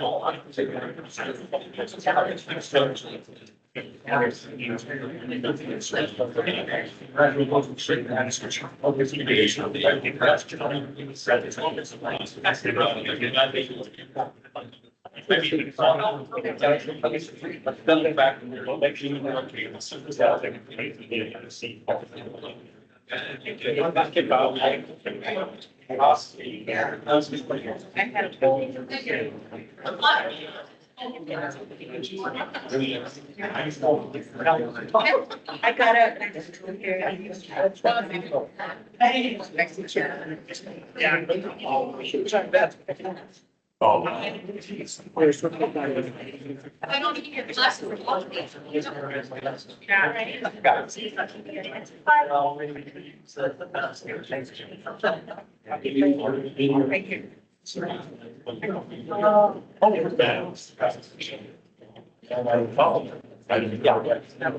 So as you guys are eating and, making subs, we're the Turtle Mountain Missing Murder and Indigenous Peoples chapter. And we just want to take you through a little bit of what we went through. So that we can show you what we're doing here at home in the grassroots to try and, coordinate and communicate and essentially find our people, bring our people home. So in the beginning, we were, just kind of spinning our wheels. We weren't really an organized group. We were just, we had a chat and, we're like, hey, there's this person missing. How many people can we get to go and, start looking around, and we weren't trying to get in way of law enforcement. We weren't trying to get in the way of, emergency responders. What we wanted to do is we saw a need in our community. There was, the missing people. And we were getting tired of just it happening and nothing else going on. So we decided, well, what can we do? At least we can go walk around the trees, we can help the PD there, there's not that many on at a time. And we know that they're extremely busy and they get multiple calls. So what can we do? We can offer our eyes and we can offer our feet. We can go walk through a field, we can go walk through bush, and we were just kind of a loose group of people at that time when we first started. And we were doing whatever we thought we could do to try and help. Oh, and then this one here is our mission statement. And it's simple. It's, to the point. To bring home those who were taken and to see justice done by those who were lost. Okay, next slide.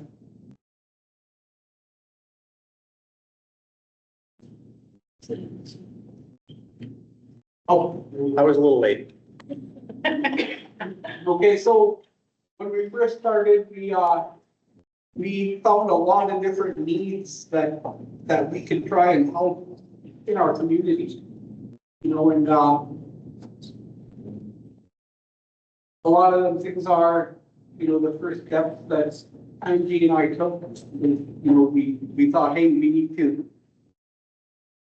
to come together. We need to try and form something official. We need to form something that, people can turn to and say, this is serious and they do want to. So we started a few different things. Yeah, so, what I just helped me start filters because back in 2021, we, were at our impact chapters, location, which we call the lily pad here in the reservation room. So we were at talking circle and we had a group of ladies that were sitting around and they were saying how much they were hoping and praying that we could help out with our MIPTF cases or MIP cases. So, they planted a seed and I took and ran with that there alongside my husband. We contacted, we actually went out looking for runaways. That was our first thing we did in our community was help out with some of the adolescents that took off and parents were kind of scared and didn't know what to do. So we took it upon ourselves.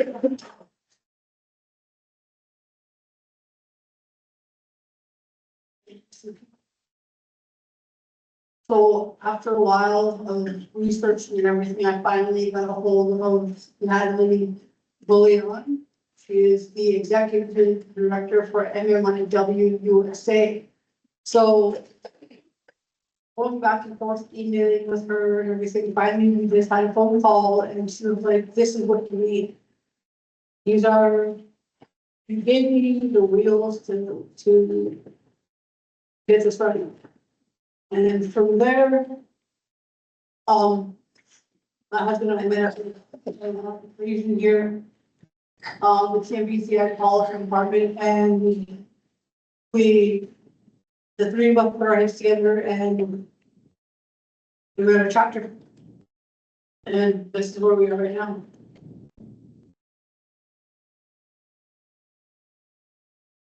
And we took off running.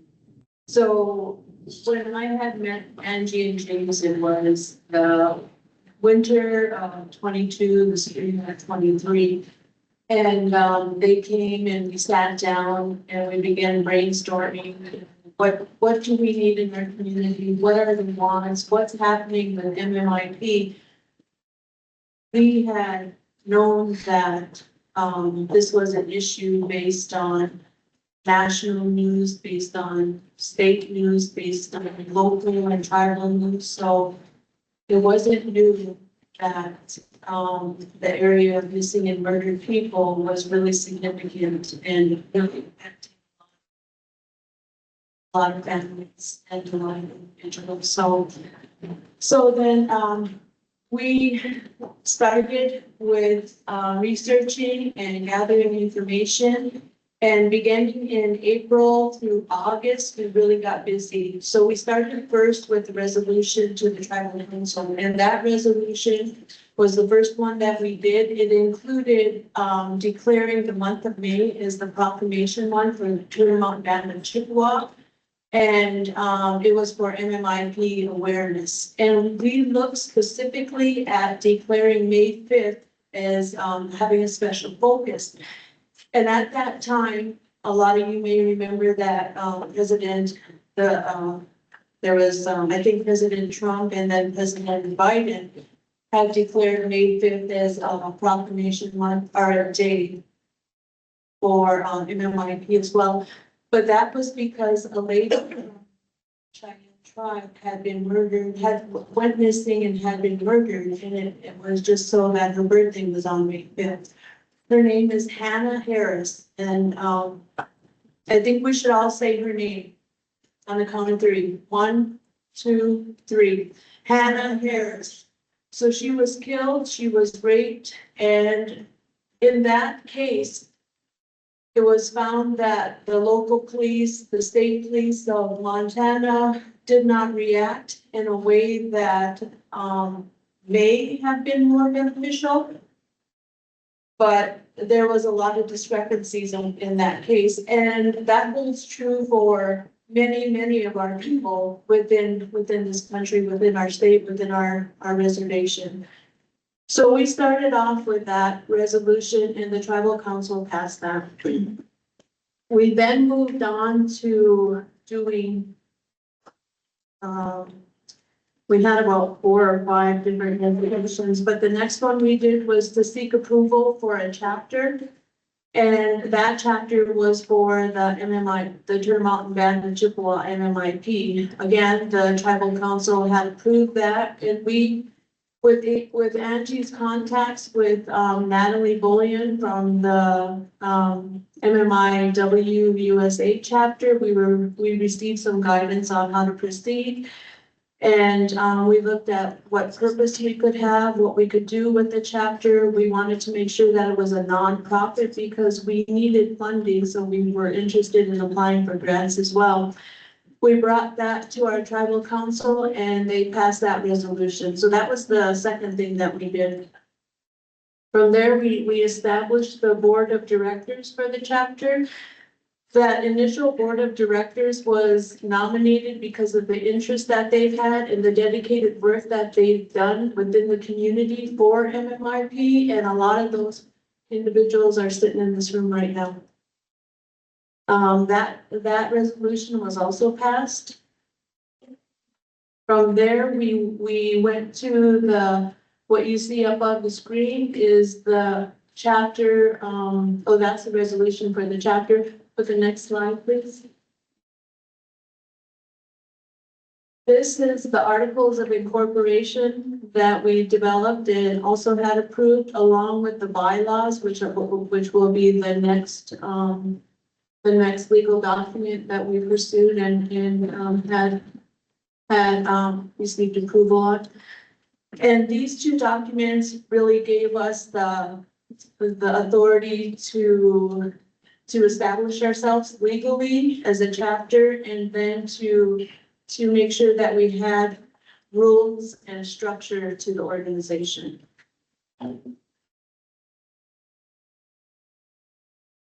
We also have within our tribal code a title called bylaws and articles of incorporation. So we use that title to help guide the process. And then once that was approved, we sought approval. We then did another resolution and we were looking at,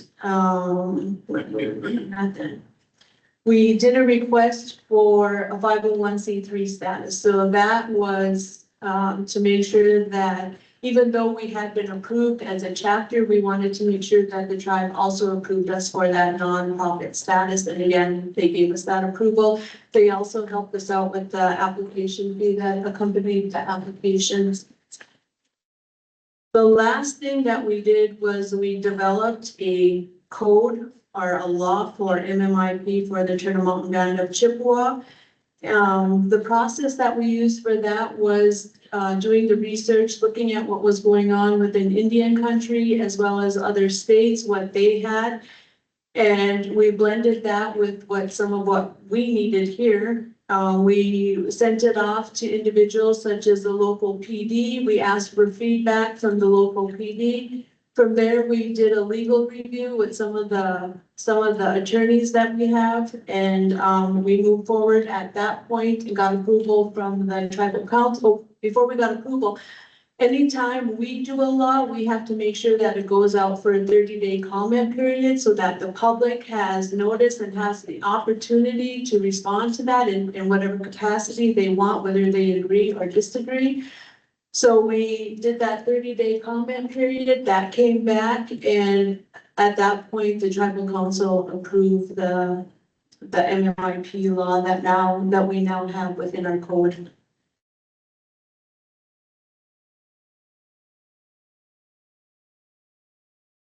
Okay, and that really concluded a lot of my role in the process, but that didn't conclude the whole for the MMIP chapter because the next step was to apply for the 501c3 status. Okay, so you see the fourth name down there is Erin Delbert, and she's an absolute wonderful person, super smart. And so one of the things that I thought, like, when we were starting is we want to be taken serious. How can we be taken serious?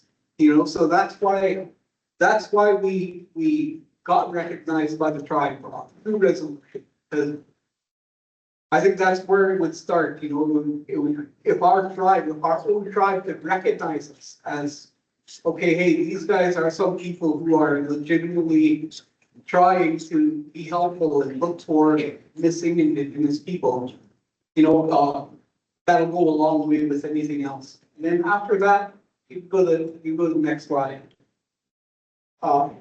In comes Erin, you know, and we were talking, and she goes, "Hey, you know, I can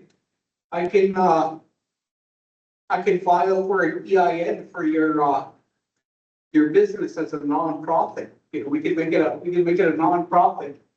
And I figured, well, you know, seeing we're recognized by the tribe as the missing and murdered Indigenous peoples chapter, you know, it'd be great if, like, hey, you know, we can say we are now a nonprofit organization.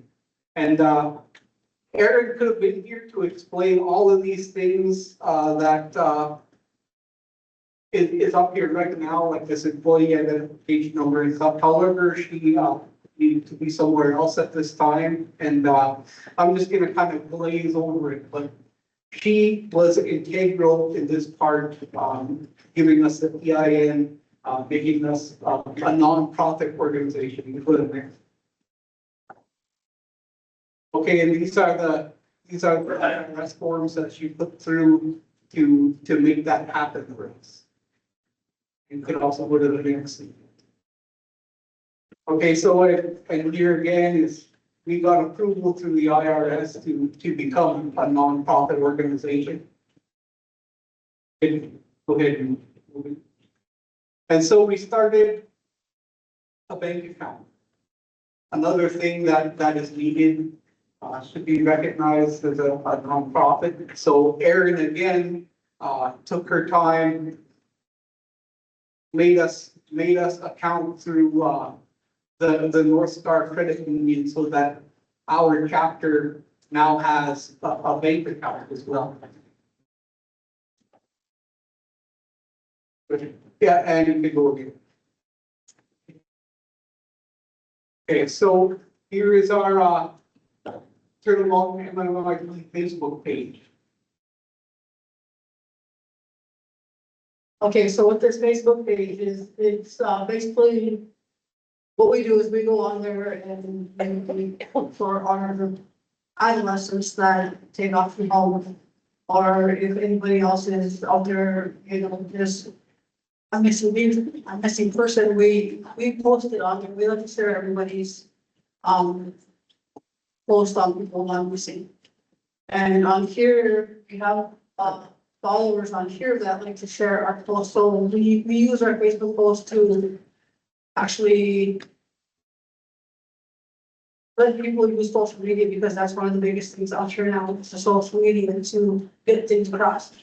So we use this, our Facebook page, to do that as well, to make sure that we let people know, our followers know that this person is missing. And if you're in the area, you know, we reach out to people in that area. So we have a great network of people, you know, Indian country, well, the whole state is involved, even in Minnesota. We have a network that this gives us the opportunity to spread the word. And we know that, hey, we need your help. This will help us by sharing these events. Next slide, please. So how can you help? We have charitable donations to fund our efforts. We have little funding. We let for supplies during our searches. We also work hand in hand with our fire department, our search and rescue. We send them, we give them the opportunity to go out and help in other communities, like our fire chief, AJ, some of his crew, we had gotten donation dollars to allow them to go and be on there and help out with the rental piece and search on there. So that's what we do with our funds. We give an opportunity for us to go down there and help out as much as we can. And not to get in the law enforcement's way, but just to help. We also have volunteers that like to help us out up here doing our searches. You know, we have expertise in a variety of fields. We have, like I said, we have our search and rescue fire department that works with us doing with them. And we stay out of the way and we help where we can, where we're needed. We also work with our local PD, Heather, Dawn at the end here, Heather Dakota, we work with her a lot. She's great person to work with, and you know, we help her when she tells us it's okay to. So, we also like to do a lot of advocating for our missing and murdered Indigenous people. We get support during legislation. We support legislation. We went down, a few of us went down and helped out with the federal. We helped out with a lot of other things. We helped with Jamie Davis on a lot of things. She was like, hey, I need some support. lot of us got up and went. We put our testimony in, the things we need to put our testimony down for, and that's about it. So, we'll go to the next slide.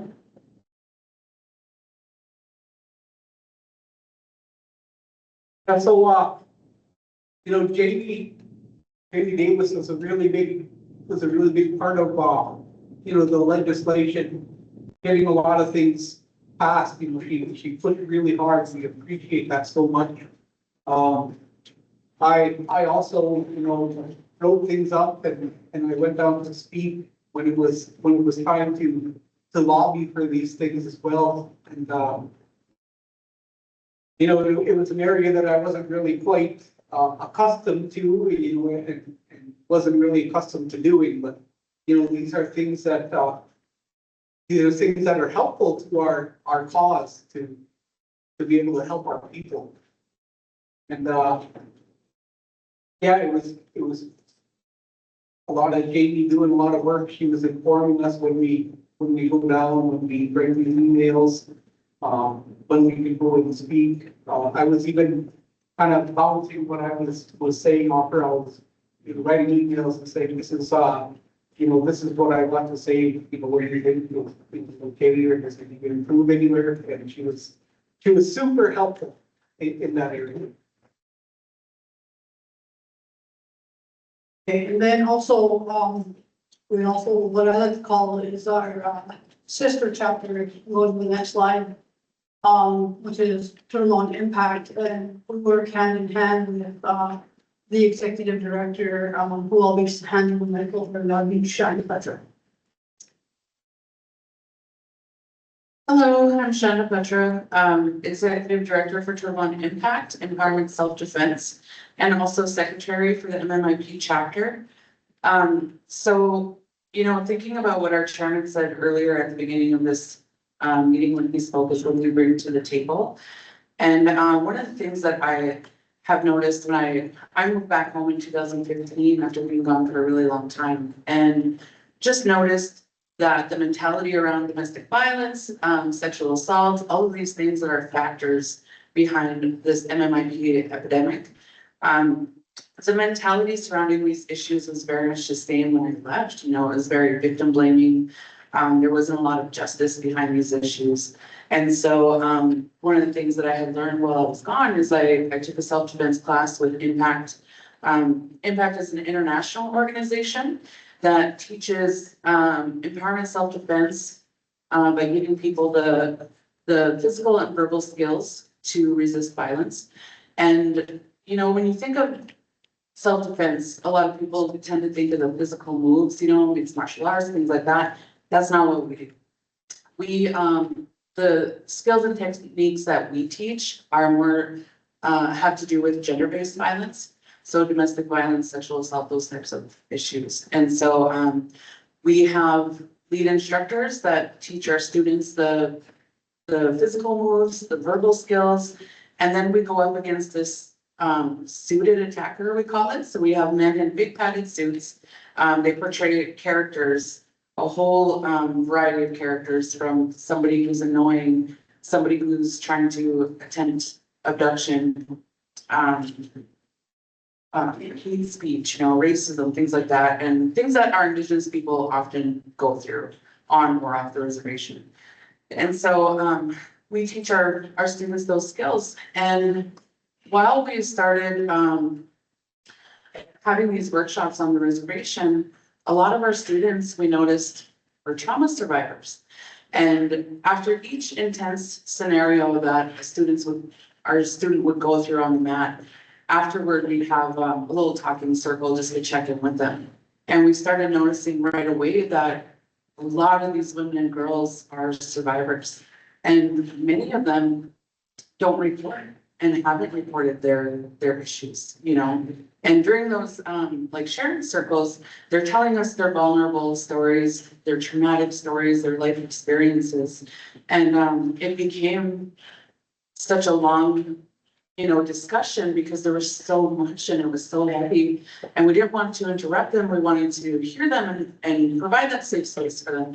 So we realized that we're gonna have a separate space for these women to gather. And so we started having talking circles so that we could kind of keep our self-defense schedule on point. So we started having talking circles. And when these women gathered and started sharing their stories with one another, there were so many similarities in these stories, and like I said, many of which weren't reported because they're afraid of the perpetrator, they're afraid of retaliation, they're afraid that the people who are there to protect them are not going to protect them, and they're not going to get any justice. So why report? And so this is just so concerning for us, and it's so heavy. And so during our talking circles, we provided that space, and that's where it came up, the discussion of MMIP. Should we start a chapter or should we do this? And that's how the conversation started to get going. And it was, James and Angie started organizing behind the scenes for that. So now we're all gonna get up and learn some self-defense. So pick a partner and no, I'm just kidding. Yeah, and so we also, throughout the years, noticed that during these conversations with our women and girls, we're talking about setting boundaries. We're talking about advocating for yourself. We're talking about protecting your bodies and respect and consent and all these things, all this language that I never heard when I was younger. And I 100% think that had I had these skills when I was younger, my life could have been much different, And so Paramount Impact is working really hard to bring these to the school systems, to teach. We have a healthy relationships curriculum now, teaching healthy communication, teaching de-escalation. We are teaching them the difference between how somebody's responding when they do set a boundary. So we're not just saying, here's what a boundary is, here's how to set one. We're also teaching them to pay attention to how somebody's responding to that boundary. And are they being aggressive? Are they being passive aggressive? Or are they listening to you? Are they being respectful? And so giving those skills really teaches them how to navigate different relationships in their lives, not just with intimate partners, but with their friends, family, colleagues, and especially with people who are in a powerful position. And that's a big thing that we are teaching and Impact is when we hear these women's stories, we have to adapt and take in all of this information that we're hearing and create scenarios that our women are going through. And one of the things that we created was, we call it a doctor scenario. So in this scenario, we have our students, like they're sitting in an exam room. They're there for a sore throat, skin take removal, whatever, something minor. And the doctor comes in and starts coercing them into an unnecessary pelvic exam. Now, this scenario didn't come out of nowhere. This is something that is happening and was happening at our Belcourt IHS for years. And we taught it, the first time we created the scenario and taught it, it was to a class of 10 women. And as we did the scenario, and then we had our little check-in afterward, and we were going around the circle, how are you feeling? How are you feeling? You think about what you learned. 8 of these 10 women admitted that the exact thing happened to them at our hospital. 6 of them said that they went through with this pelvic exam because they trusted this doctor. And anything they said, whether it was, well, I'm not comfortable with that today, I see another doctor for that. No matter what they said to this doctor, he still pushed and coerced them into this exam, and they went along with it because they trusted him and he's the doctor, he knows better. One of the women admitted that she heard the click of a cell phone camera during the exam. And it was just, oh, so you can imagine how heavy that class is. And we kind of had to stop going any further with the class and really focus on this and adrenaline management and the healing aspect of it and things like that. So that was very heavy. And so all of this plays into, the need for an MMIP chapter, the need to work together and collaborate with other organizations in our community. And again, bringing up Erin Melgard, I really wish she was here because, man, that lady does a lot of work in this community. And she's always like ready to say yes and jump in, and what do you need, what's your program need? So we do a lot of community events. We have, Impact started doing, May 5th Day of Action, and we've had it for, about 4 years now, we're going on 5. And this is not just, a day of, awareness, this is the day of resistance as well. We bring in other community organizations, we, bring in our cultural revitalization, traditions, we make medicine bags, we have statistics, we do self-defense, like we do all these things, and all these programs come in to take part of it, and it's so beautiful.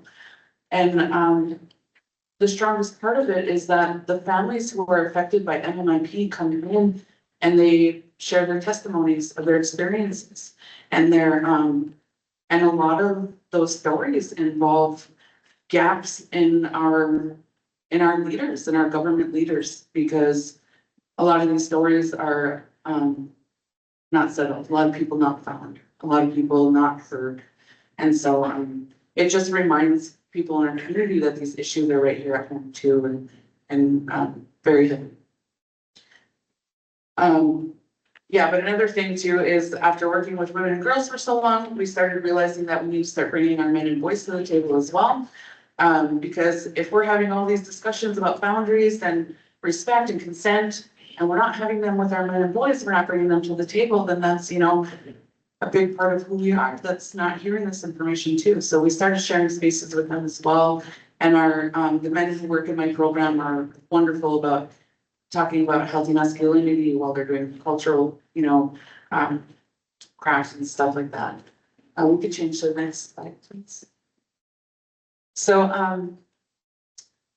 one thing that I had experienced as, both on the MMIP chapter and, working with Impact, I was on Facebook scrolling one day and I started coming across this, missing person, Kristen Bruce, and, just seeing it over and over. And so I messaged the MMIP chat and said, hey, this girl is, I'm hearing that she's missing, whatever. Everybody jumped in to, let's get started. We all decided to go down to the lily pad as a headquarters station. Everybody's involved, the fire department, search and rescue is involved, law enforcement is involved. Wildland firefighters are giving us maps. We're getting, Rashonda's program is supplying, vests, and Aaron's program's supplying radios, like just everybody jumped in. And for 10 days, we worked really hard. We provided a space for the family to meet and to just gather, share information. People who are searching come in and have food between searches. So we're in a learning process of how to handle these situations when they do arise. And we're we're not law enforcement on this chapter. I mean, Heather is, but we're not law enforcement, but there's so much work that can be done while law enforcement is doing their thing, while firefighters are doing their thing. And so we're trying to provide a space for the family, food, organized like hotels, gas, all that kind of stuff. Like there's so much work to do in that area. So that's what we're trying to do. And that's what we learned through this Kristen Green, this 10-day process. And so, yeah.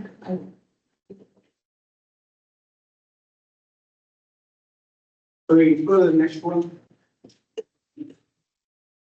Okay, well, before I hand it over to Shane, I just want to say the next step that we feel we needed to do in our community.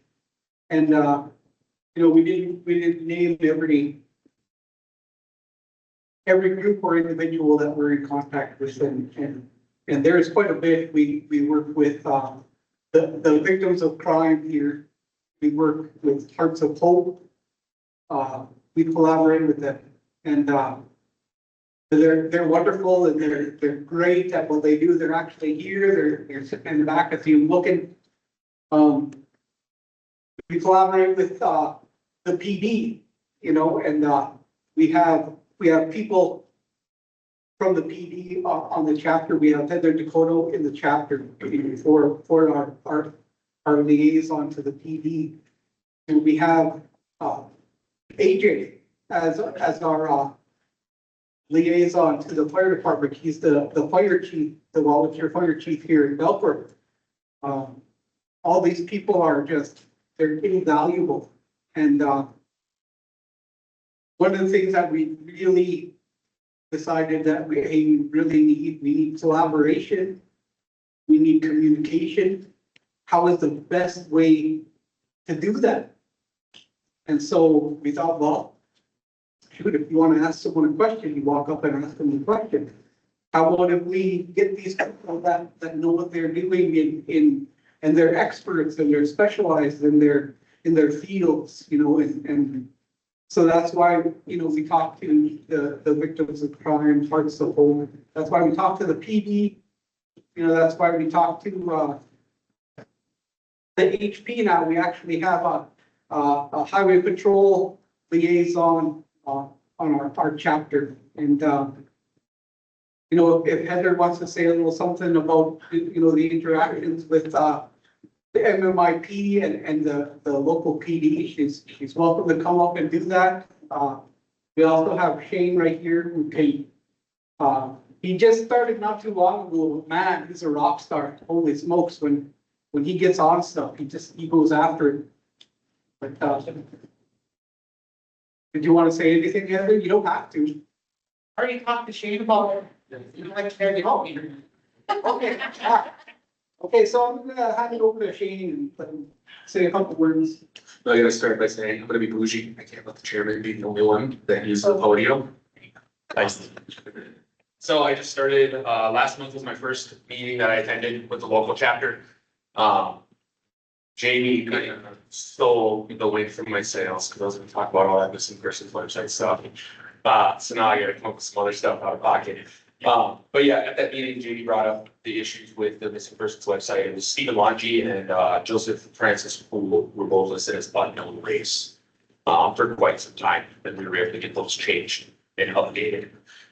Another thing that I guess I brought to the table for the chapter, incident command. There's a lot of talk of incident command, helping out with incident command, being a supplemental resource for local agencies. When there's a missing person, there's searches happening, the PD is busy, the fire department's busy, they're running around. So we brought up NIMS ICS 100, 200, started getting all the chapter members trained up on 100, 200, so they understand how incident command works. And everything like that, with all the tips coming in, embedded intelligence and stuff like that, to get that out to the field, to the PD, kind of assist in that way. They've used the lily pad in the past as kind of an IC spot, but also use that as food, water, resources for the responders as well, which I think is great because that's something that often gets overlooked. So I'm kind of here just helping out, showing the ins and outs of how we work as law enforcement when it comes to missing person cases. And then I bring a little something else to the table, my networking skills and maybe being able to twist some arms to get some stuff done. Just maybe, you know, like Lieutenant Fawcett said. Heather specifically asked me to bring up missing persons who have, who are wanted, several people who have search warrants, maybe they have gone from the facilities, they've seen that on our website as well. They're actually escapee and they're not missing, but they're running, they're hiding, right? Because they have warrants out for their arrest. I've only seen one case of that on the website. I made some phone calls and it turns out it was actually a clerical error on, forgive me, my brass, state radio side. What had happened was DOCR had an individual gone from a halfway house and the dispatcher must have clicked the wrong button and injured both as an escapee and as missing. I just took a couple phone calls and they got cleared up pretty darn quick as well. She was also taken into custody. I don't know if it was by Heather or not. Yeah, I got you. Happy to do you very work. But that's the side of it. Just a lot of networking. The chapter's doing a lot for the community. I think it's important that they brought up how they formed, how they became a nonprofit, because it's representatives from every other tribal nation in the state here. And this is something that can really grow. I mean, if every tribal nation has an MMIP local chapter, we can make some waves and we can help out extra bodies to help volunteers, organization of volunteers. they're not trying to take over running the searches, but to be there as a supplemental resource of, hey, what do you need? I can be a body. Oh, you need me to go run and do this? I got you. And then that's one less law enforcement officer or firefighter out there on the field, you know, getting taken up by running errands and whatnot, or hey, can you deliver this message? Or you need this out here. But that's my role here. I started as a liaison back in the day. Grand Forks County, thanks to Lieutenant Clausen, put a fire under me for that. And I just wanted to mention that and say thank you to her for paving the way. She's the first liaison for the highway patrol. So one of the reasons I'm here and able to help the local chapter as well. If you have any questions, my friendly.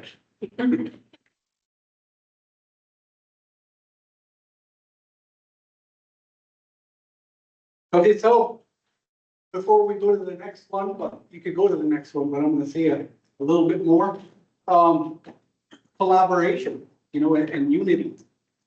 So we got our local PD, you know, and we talked to the local programs. And we got the highway patrol.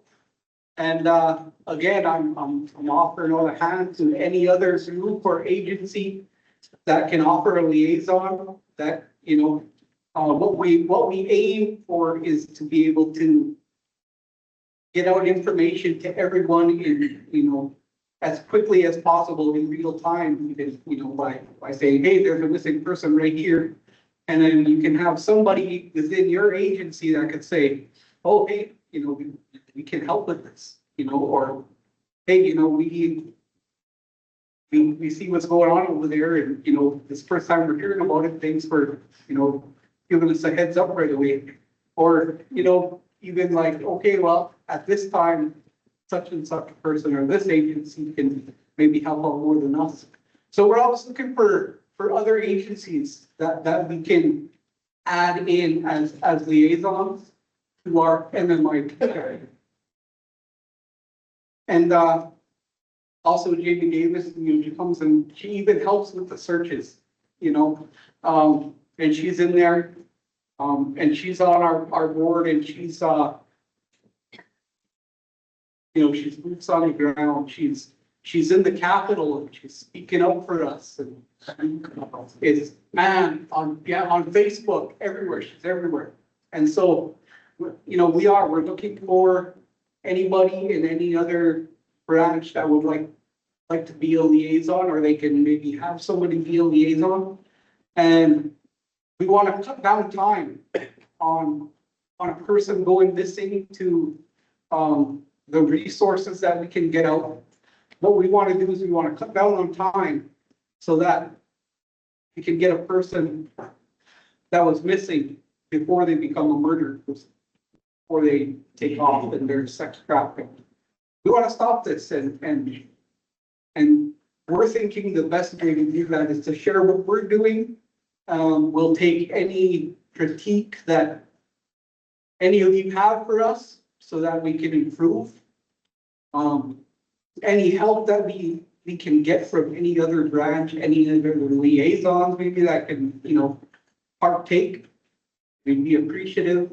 And it's all for the same cause. It's all why we're here, you know, to fix the situation. That's the whole point of why we're here. So, okay, you can go to, oh, this one? Oh, okay, go back one time. Oh, yeah, she talked about our events already, so you can go to the next. And so now we have our future goals, you know, training is going to be paramount for our core group of chapter members.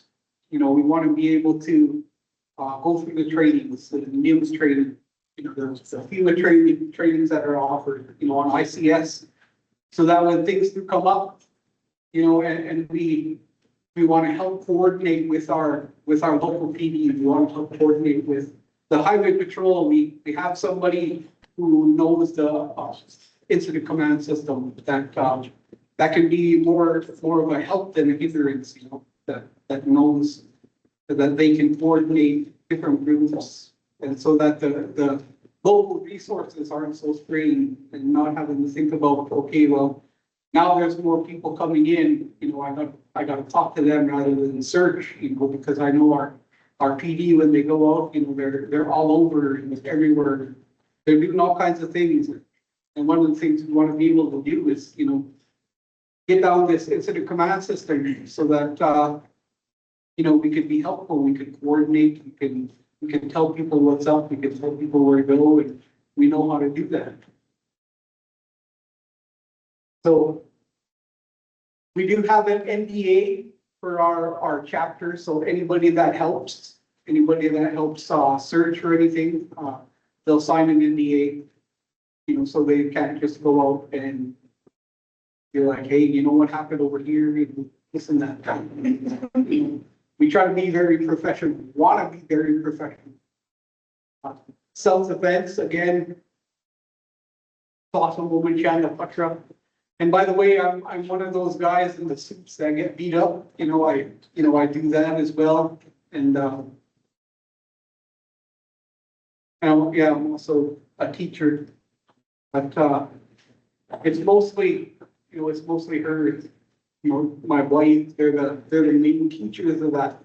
But we do that, and I do it again out of love for my people. You know, I'll take some kicks to the head. I'll take some knees to the groin. I'm willing to do that to teach our women, our children, our men, whoever it may be. You know, I'm willing to take that beating so that they don't have to later on. So,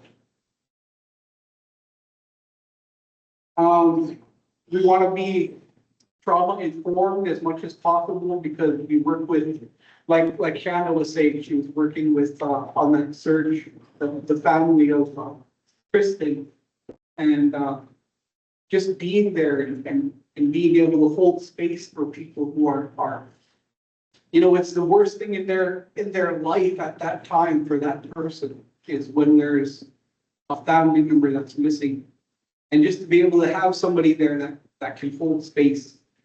You know, that they can say, hey, we're here and you're helping us, you know, that gives them reassurance, that gives them hope.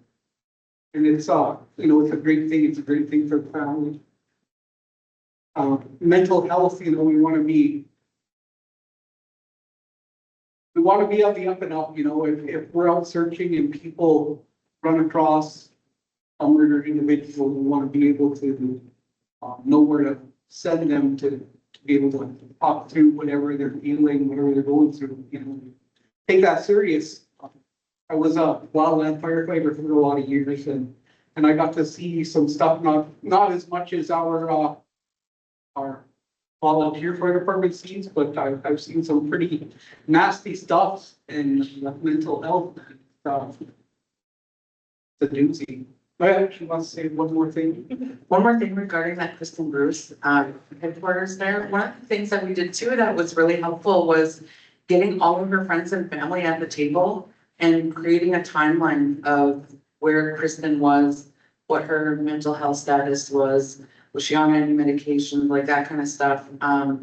We were able to go back a few days to the people who had last spoken with her, who had last, you know, was around her. And so we created that document and handed that over to law enforcement. Whether or not it was helpful or not, I don't know, in their search, but it just like, it also gave the family that support in, like, they're doing something as they're being, you know, while law enforcement's doing their work, they're still helping in some way. And plus getting any information, you know, regarding Kristen on her whereabouts or what was going on there. So I just wanted to say that too. It's really important while we are there at that space that we're also getting information and sharing that with law enforcement as well. So we're getting close here, guys. Hang in there, hang in there. You know, continue to develop new partnerships as needed or as needs evolve. Tribal, federal and state, again, you know, I put up my hand and ask, hey, you know, we got somebody who can help or send them our way. We want to do that as well with the tribes, because we understand that communication is going to be key. We need to be able to communicate. And our chapter feels that by making all of these contacts, by making all of these alliances, this is going to make the communication fast. It's going to make it efficient. Every entity that needs to know will know as soon as the information is given. So partnerships, communication, that's what we're after there. And yeah, other than that, we're putting in development, parent and family packets for when people go missing, we can hand them stuff. Data,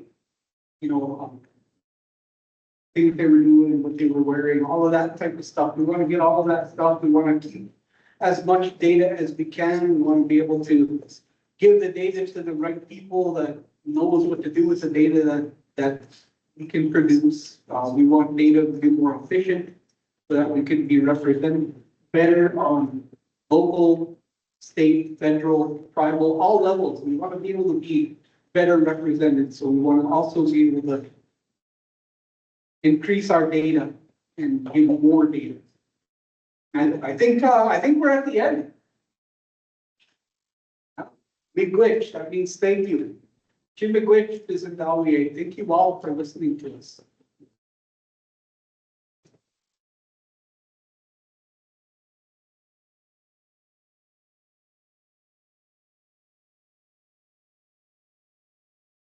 Thank you, James, and to the Turtle Mountain MIP Task Force. Right now, we're at our 3:30 time frame. We'd like to move over to the working group reports. For that, we're going to turn over to USA Nick Chase and Mr. Terry Van Horn for an update quick on the processes for Savannah's Act and so forth. So gentlemen, if you're ready to go, we'll give you the microphone. Hey, I didn't say Gary. I want to be, well, let me know. I'm going to take a moment here. I'm actually going to pass this on first to our United States Attorney for a few words, and then I'll jump back on you. Okay. I will make this extremely quick. I started in October. I was confirmed by the Senate, sworn in to be the U.S. Attorney for the District of North Dakota. I have been gone for 3.5 years, which I was a state district court judge. Before that, I was in the U.S. Attorney's office for 20 years. We're very happy to be here. The entire time I was in the U.S. Attorney's office, it was, doing these cases, working in-country cases is really the backbone of the office. It's the heart and soul of our office. It's the beginning and end of the most important things we do. We're very happy to be here. I think right now is probably the height of the service that we are providing on these issues.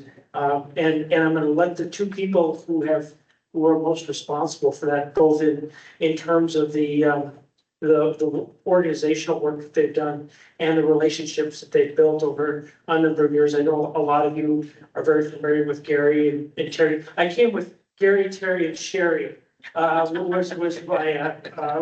my group today. It's actually Sherilyn is her name, but it's such an outstanding crew that I'm very happy to take credit for, and I'm going to pass this over. And I managed to get through this without anybody picking up their phone, so I think I was short enough. So Gary, thank you. Thanks, Nick. So let me give you guys a brief summary of what Terry and I have done with Savannah's Act in our office. We're going to be pretty quick. We have to get here a bit. So Savannah's Act, as you know, got signed into law in 2020. COVID delayed any kind of meaningful process and working with the law until 2022. So in 2022, when it got signed to be, I started looking at it and looking at what the requirements were for our office, and a whole lot of it was coordinating partnerships with law enforcement. So much like the community action plan is coordinating the local folks to react in the community, we're assigned to coordinate law enforcement. So for federal, state, local, tribal, anything that we could find, we got fire departments, coming in, for our meetings. We have anybody from emergency services, first responders coming in. So we started 5 years ago, so this is our 5th annual meeting.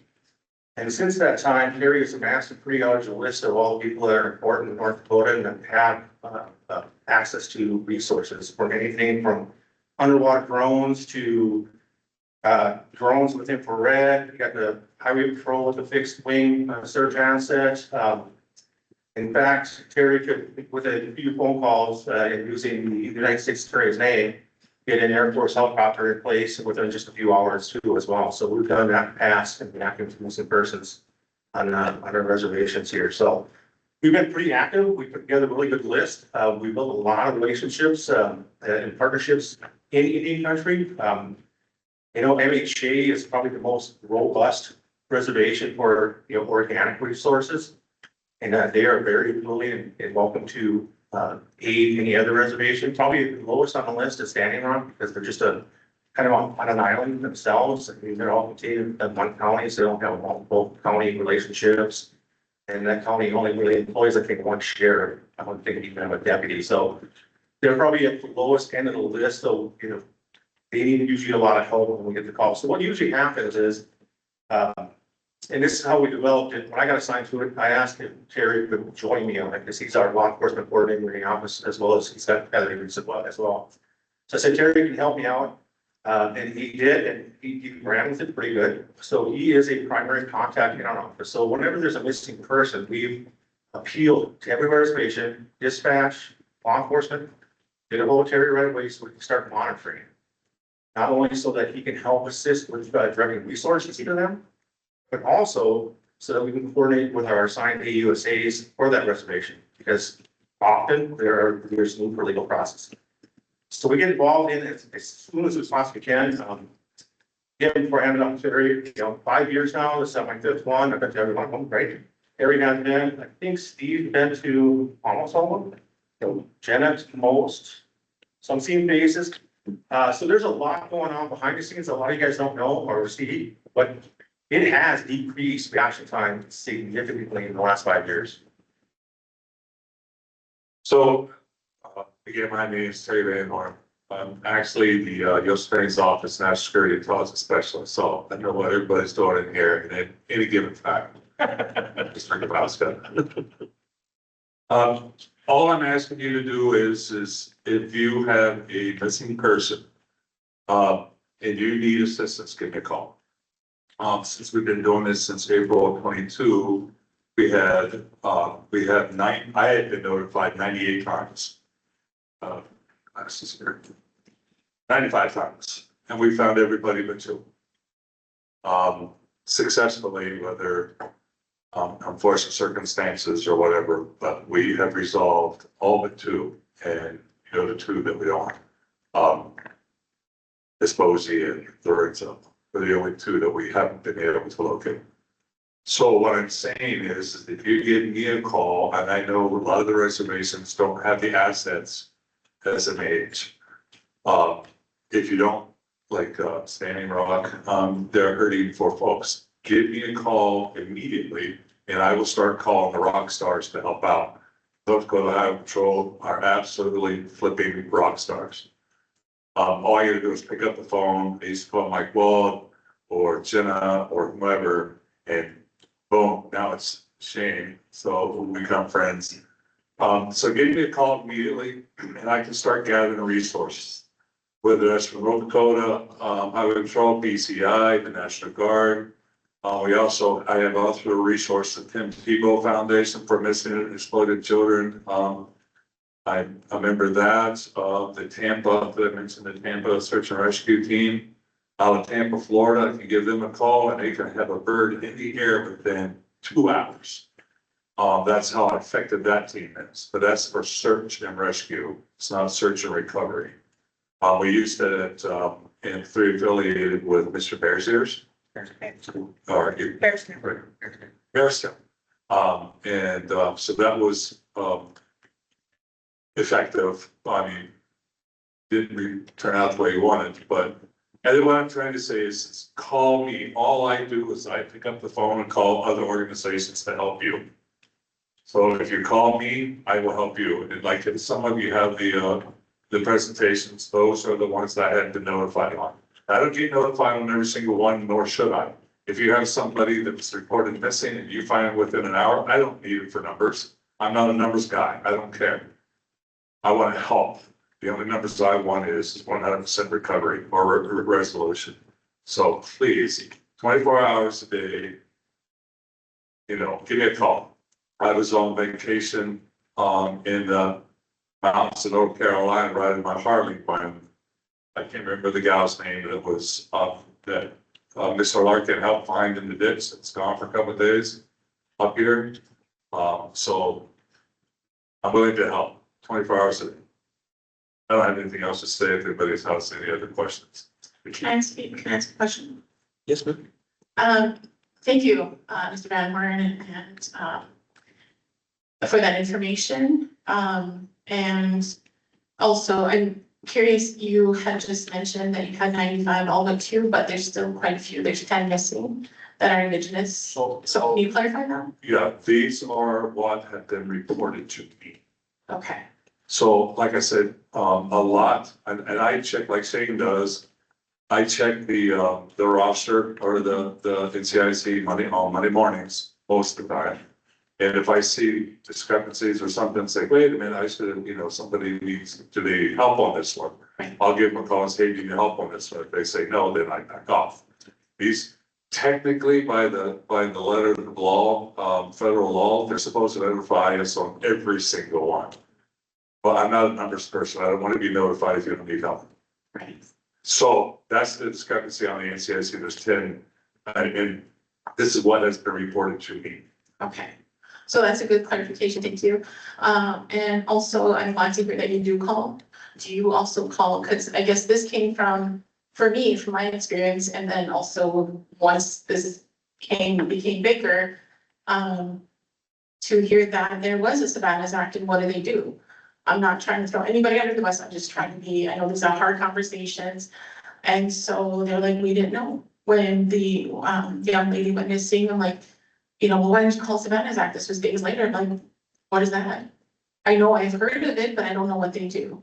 And then I asked their tribal council, I asked people who are in it from other tribes. We were I was.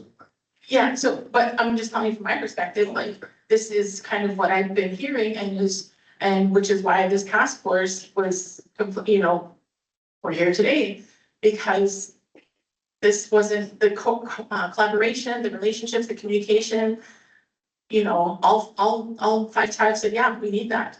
But that's what's supposed to be happening here, if I'm hearing it correctly, is a collaboration that you're supposed to be putting this all together. So I guess my question then is, so the tribes didn't know. They didn't know to call Savannah's Act.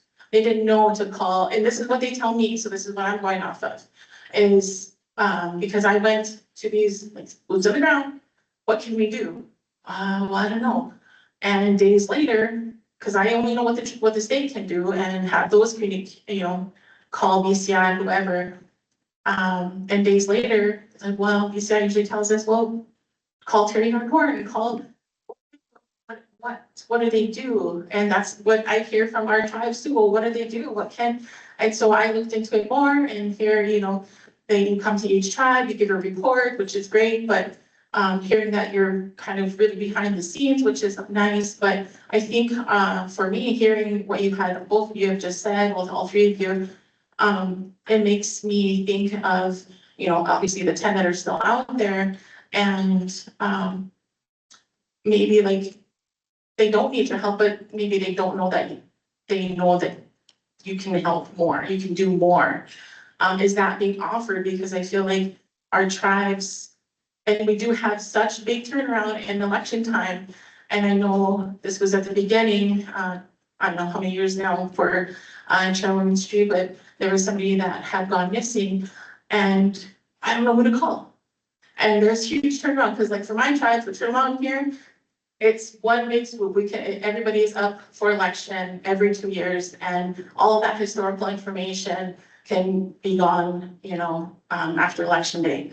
And so I'm just curious as to having our tribes be notified of this is what I can do in real life scenarios, not like this is our policy, because I'm finding out when I talk policy. Well, but I'm like, hey, this is what policy does in action. And so I guess maybe I'm just asking, you know, one, doing informational sessions, for each tribe after the election. Two, more so with MIP task force, getting them involved as well. I don't know if they already do with MHA. I know you said they have a pretty robust Standing Rock. My mom's from Standing Rock, so I completely get it. But I just feel like there is a miscommunication because I'm just gonna say it, I apologize, but if this was running as smooth, as great as possible, we wouldn't be here. And so I really need to make we need to address that communication needs to happen, because again, there's so many amazing people in this room, but for my tribes, for my people to come to me and say, hey, you're cutting me off, okay, I better stop. Like, that we need this. And now I feel like it's redundant, but obviously it's not, because there's still so many gaps being,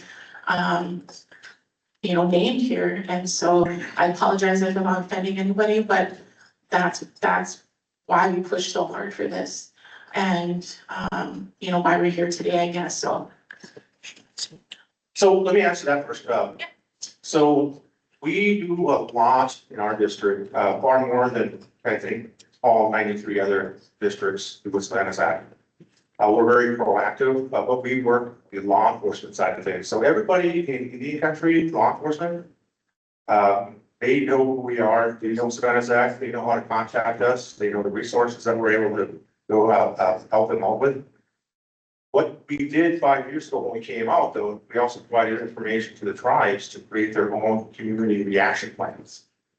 Now, to date, I think MHA has a fairly decent reaction plan. Spirit Lake has a reaction plan. I'm not quite sure if they're all, I know you guys have your task force. I don't know if you got a unified reaction plan.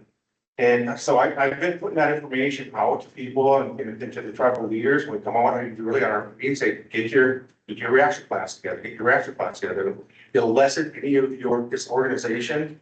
You'll get information out quicker. Now, what I would say to you guys on your future plans, if you have not done so yet, you should consider reaching out to Fox Valley Technical College. Now, we've worked with them and Standing Rock to help them with a community reaction plan. They're willing and able to come work with you. Take your, whatever plans you have now, because a lot of the reservations have little mini plans in different agencies and organizations, but it's not unified, it's not wrapped together. They're willing to work with with the tribes and help you out, trying to bring everything together, point out what you're weak on, point out what you're strong on, and help you with what you're missing. So if you have not done that yet, that's where you need to go to. If you just go to their website, you should be able to find a POC for that. If not, reach out to Troy Morley. He's got a direct number and email address. So that's what we've been doing. We're working the law enforcement side. And that's our primary goal is law enforcement and lessening law enforcement first responder reaction time. That's been our primary goal. And I think what you're seeing today for reaction times are many times better than it was 5, 10, 15 years ago. And so, in addition to law enforcement, we have these annual meetings at all 4 locations. And we invite law enforcement, chairman, vice chairman, tribal council, victim witness, emergency management, fire department, the whole 9 yards, the whole disciplinary team to these meetings, and we share information. And they all know my information. I know there's turnaround and there's attrition. That's why we do it every year. So we can remind people, refresh people, and get new people. Like I said, if you call me, if you need help, I will get on the phone with 100 resources to help find people. But you have to give me a call. From the law enforcement standpoint, yes, the reaction times have been since just 5 years ago. I mean, ever since Olivia Lone Bear case, there has been tremendous, I say leaps and bounds of how we react as law enforcement. Now, from my perspective of what Terry brings to the table is resources.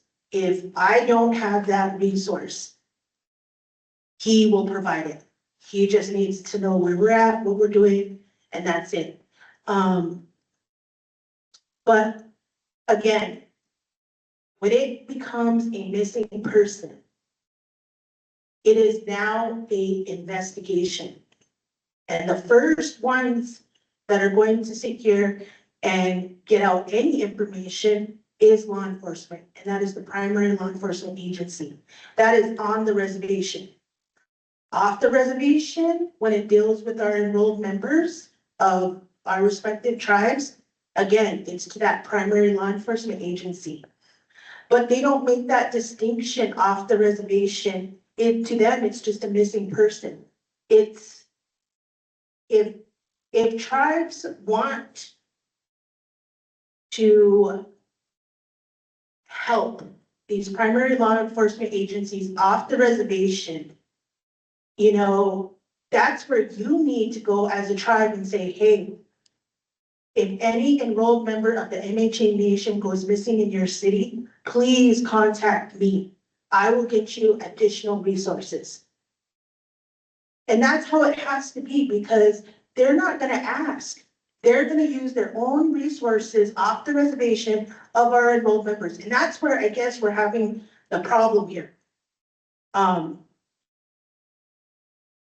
But we have to collectively, as people with our own resources, do that, because Chief of Police of the Bismarck PD is not gonna ask me.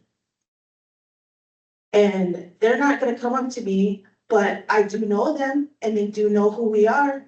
You know, we work with them. Because if you don't know, Bismarck and Morton County have the biggest TAT population, enrolled members living there. They have more living there than on the reservation. So we do help. We do help with those situations. And again, person comes in, they report them missing to us. Okay, last known location, where's the cell phone? When it comes to the cell phone stuff, that's when we reach out to the FBI or PCI. And then we go from there. But when we don't have any resources, if we know they're on the lake, then that's when we say, Terry, come in, because we can't get there with ATVs, can't get there with horses, and the dogs are tired. So that's what I see Terry as in his resources, is when we've exhausted ours. And to build collaboration with federal, state, and local. And you know that up there, it's hugely important with all the counties, sheriffs around. Those folks are also invited to our yearly meetings. So everybody knows who is, what we're asking them to do for us in a missing person. And if there's a missing person, and this is person off the reservation in their counties, they call me. And then if they call me, then I usually notify the chief or like, well, hey, you have an enrolled member missing from Montreal County or wherever. So the collaboration that we do in these Maintenance Act meetings is just that, the collaboration of resources. So everybody knows who's doing what. And I keep a master list so I can pick up the phone and call, you know, Corey Bristol up and, you know, say, hey, look, we need your help, you know, or down in the state. So that's what I do. I don't put my boots on the ground to go find a person. I can't do that. I'm a one-person show, you know, over at Fargo, but I sure can pick up the phone and use the U.S. Attorney's name to get stuff done. And that's what I do. I 100% believe everything. You know, you guys all do amazing work and are hard at it. I pray for you all every night. And so I know you're doing this, but I still have families coming to me, asking me for help. So this shouldn't be how it works. Like, I should not be involved in this at all as a state legislator, in my opinion. For example, I'm gonna give you an example. You know, Renzo's mother. We've been wanting to search the railroad, where he disappeared from. They went to a psychic and gave him some, you know, place to look or whatever. And she said, you know, I've called A, B, C, and D, and F, and I, and G. Nobody's listening anymore. Mandan Police isn't moving, they're not, and this is, I'm just relaying to you what she says to me. Mandan Police isn't going to law enforcement, isn't moving on anything. And we all believe that as Indigenous people, we're forgetful. And that's how we feel like, well, it's just another Indigenous person that's gone missing. So that's how we historically think, right? And so when you see Mandan Police not looking and they're not searching, but yeah, maybe you guys are doing stuff behind the scenes, but there's no communication of it out there. And then when she tells me that I've contacted Mandan Police, I've contacted Burleigh County, Morton County, all of them to search this. Can you help me? I still can't. Can you help me? Yeah, I'm not gonna say no. So I reached out to BNSF, hey, can we do this? And I happened to be in the Capitol, and Burleigh County Police with chief or whatever they call him, so I apologize, sheriff or whatever, happened to be testifying, and I said, hey, got this ask, is this something you guys can do? Again, I have no idea how to do this, but again, they've come to me as a legislator, as the representative. I don't represent any other tribe, you know, but the ones here, but they still come to me. And so I'm just really curious that you are doing this, but still it's missing. And that's what I'm asking is like, why don't people know this? Because you've been here for 5 years. Why is Renzo's mother coming to me asking to call BNSF? And we got it done within a day. We said, okay, we'll do this Friday. Holy blank. Really? Are you kidding me? I've been asking for this forever. Like, okay, well, I don't know what to tell you other than we made a few calls. And then she asked again, well, they don't want to search for him in the water for X, Y, and Z reasons of what they're telling me. Okay, well, I don't know. So I call our search and rescue here because I know they have divers. How do we do this? What do we do? And then again, I call my brother, Department of Interior. Hey, Scott, is this possible? Well, yeah, well, you know, that's how I know. They were in South Dakota though at that time. Well, we'll bring them up. Okay, well, because we don't have this now, we're gonna buy a high definition underwater camera because we've never had that before. And I know there's people that have gone missing for a variety of reasons in that water, unfortunately. And that shocked me, like, geez, wow, how does North Dakota not have a high definition underwater camera? You know, the dad was even thinking, how do I take my phone? Because it's, you know, it can go underwater and I'm gonna duct tape it and look for my own son in that, because Morgan County, Burleigh County, all these people who are saying that they have resources are saying that they can do these things, but aren't. And then I get a phone call and like, I'm obviously the last person they're really reaching out if they're calling me. But at the same time, you know, I'm really liable to my people. I think, you know, just guessing here, but I'm pretty sure, you know, you're Indigenous, but so I get it. You know, we can't turn away, nor would I. But it just really shocks me to hear. And then in reality, my lived experience is just the opposite. So something is missing here, and that's what I'm here to find out. That's why this, I think it is still needed, this task force, because there is a gap, a huge gap somewhere between all the work that you're saying you're doing with all of these amazing resources, all these amazing law enforcement, but the family is still not getting access to the information that they need of finding their loved ones, of finding their kids. And so, you know, why is that? Have you heard from him, from Renzo's mother? I'm sorry, I forgot her name, I apologize, but Deidre, yes, thank you. Yeah, so I'm just curious, can she call you up and say, hey, I want to do another search for my son. I want to go look, because, and people may laugh, but this is the reality. I mean, I think in any of us would, if our son or daughter was missing. Oh. Yeah, That's still going. still going till 4:30. 1:30? Mm-hmm. Are they?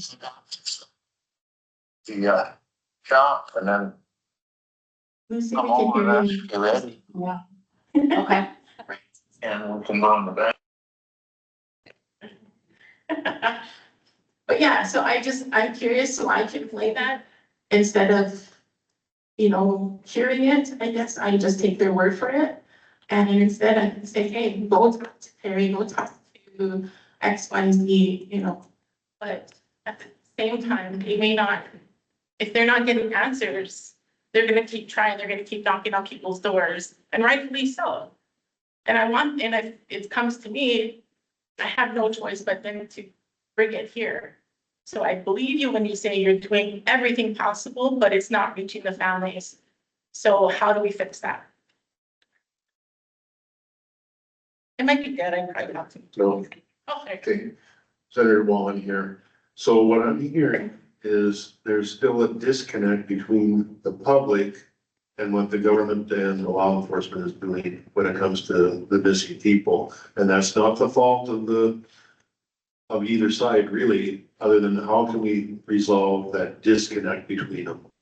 That's, I think, what we need to come up with is, do we give a report to the family of the missing person that these steps have been done? Now, we don't have to get into great detail because there's certain things you can't tell them, but you can tell them we've done this. And at least, so they have a report every length of time, whatever that may be. There's no disconnect, in that we don't work directly with the public. We're coordinating law enforcement. And our coordination generally stops at aiding and assisting with whatever we can. Unless it happens to be something that's a crime on one of the reservations where we have jurisdiction to pursue, potential charges in the future. But even then, we wouldn't be able to share a lot of information because investigations, until you get to a trial, you can't share a lot of that information. What we do, when we have cases and they're open, they're investigating, we're getting charges or we're charging, typically do have our AUSAs meet with family members to discuss what they can. It's not a lot, but they give them what they can. In certain cases where, like Olivia Gomber, there was a lot of meetings with our office, tribal officials, with parents, families, on things that just fell through there, didn't work out, short reaction times, the searches weren't done really well at the time. We do have those meetings with family members. We wouldn't be the clearinghouse though, Representative Davis, or somebody to come call Terry, a family member. That would be the local law enforcement that has jurisdiction. So with local law enforcement, so the family could make that request to local law enforcement to call you then? Is that how that would work? Could you say, hey, we as Indigenous people have the Savannahs Act here in North Dakota. Can you please call them to see if they'll do a search, help us do a search, or help us get BNSF to do a search along the railroad? I mean, what else, what other options other than bumping up against the local law enforcement do families have? And that's something you might want to look at, for legislation or something, because we can only assist when we're requested by that local jurisdiction. Senator Lilly, if I could say, agencies that have access to in their own agency or a program that supports them for victim witness coordinators, they are the liaison from law enforcement to family, and those agencies that have it, you see this huge gap that is very deserving of being connected to the max. BCI has 2 of them, maybe more people helping now too. And those families that's their lifeline. They call them, they get a brief on the case on what can be shared, what can't be shared, what's currently being done. But funding and support for victim witness coordinators is just incredibly lacking. And I know it always comes down to money, but that is just true to the max.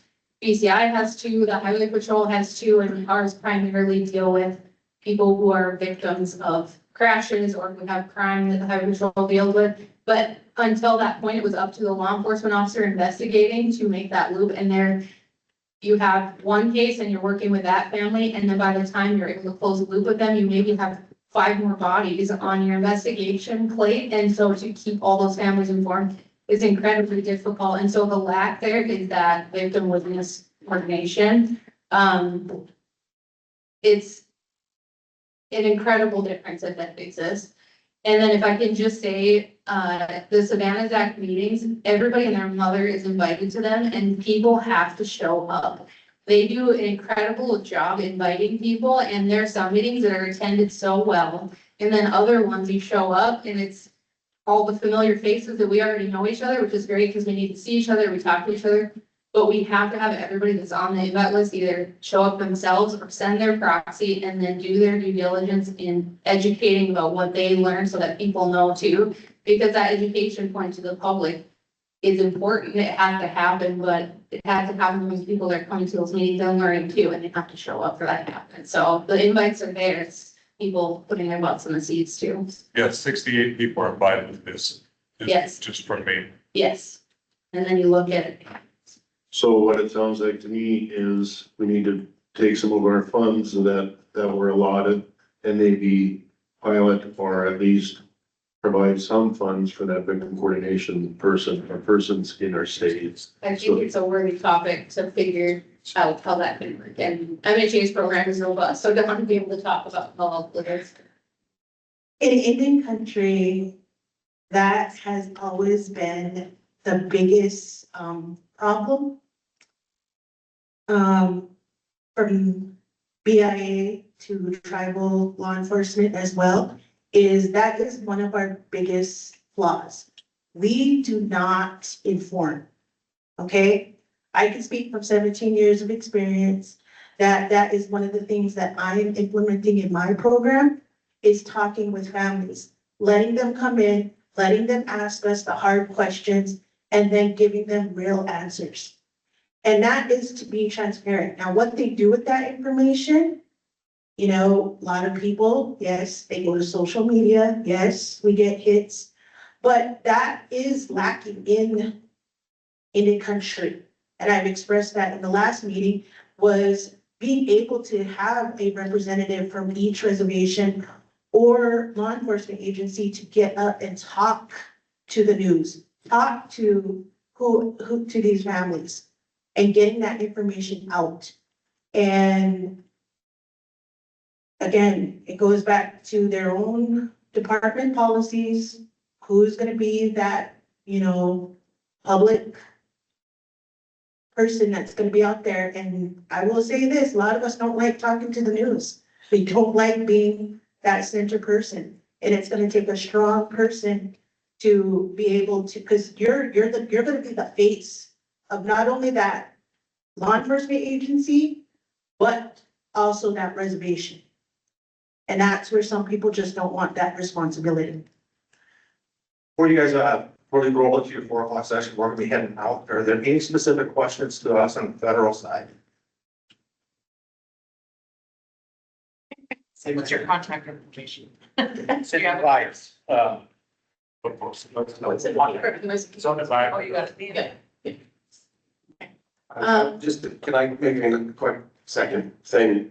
Just that community response plan, the plan that Gary was talking about.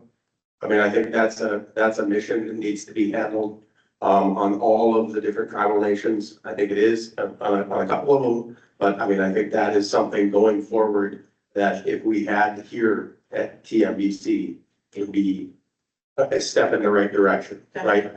And you can even include, you know, that liaison with the family as part of that response plan, right? So that liaison is in there as part of the response plan that's built into the program, right? So, but that's an important step to get done so that the community members know where to go and get the information. To get too, and I do have questions, so 1 second. Well, two, to get information, but also, if law enforcement is saying, I'm giving you everything I can, we're just not going to, then they're just supposed to sit there and swallow it while their child is still missing. I guess to me, that's, and when they still want to go and do searches and need the resources that you all have to do water or horses or buggies or whatever it is that may be that you have, and that maybe a single mother does not have those resources, what are they supposed to do? Do they just say, okay, well, law enforcement, you know, you're not giving me any answers, And you've given me an update saying, yeah, we're keeping the lines open and keeping our ears and eyes to the ground and, you know, yeah, great, but I guess to me, that's where I see Renzo's mother. Because we all know that water, it's moving fast, things change all the time, and so one search last year is gonna be very different than, you know, what it's gonna be this spring, what it's gonna be in the summer, and what it's gonna be in the fall. And so I feel like not speaking, she didn't tell me this at all, but for me, just like there should be searches, you know, more than once.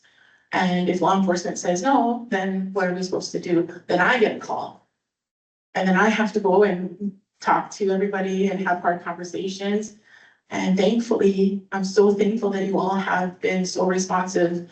I guess so that's where I believe, you know, I understand both sides here. I'm just trying to find an answer. So when these parents come to me, like, this is why you can't reach out specifically to Savannah. I get that now. This is why law enforcement is tied because of such policy. I can give those answers then. But then what is the family supposed to do? I mean, I guess I would ask you, if your son or daughter went missing, what would you do? If law enforcement, if you weren't part of law enforcement, they said, we're done. You know, I guess we're here for the people. This is why we all have jobs to, you know, I guess, protect and serve in a lot of ways. So if you can give me an answer to what I'm supposed to tell these parents, please do. And then really one question, I was just handed language here about Savannah's Act and that you provide training and technical assistance to tribal nations and law enforcement agencies to implement the developed guidelines because you develop regionally appropriate guidelines for response to cases of missing or murdered Native Americans.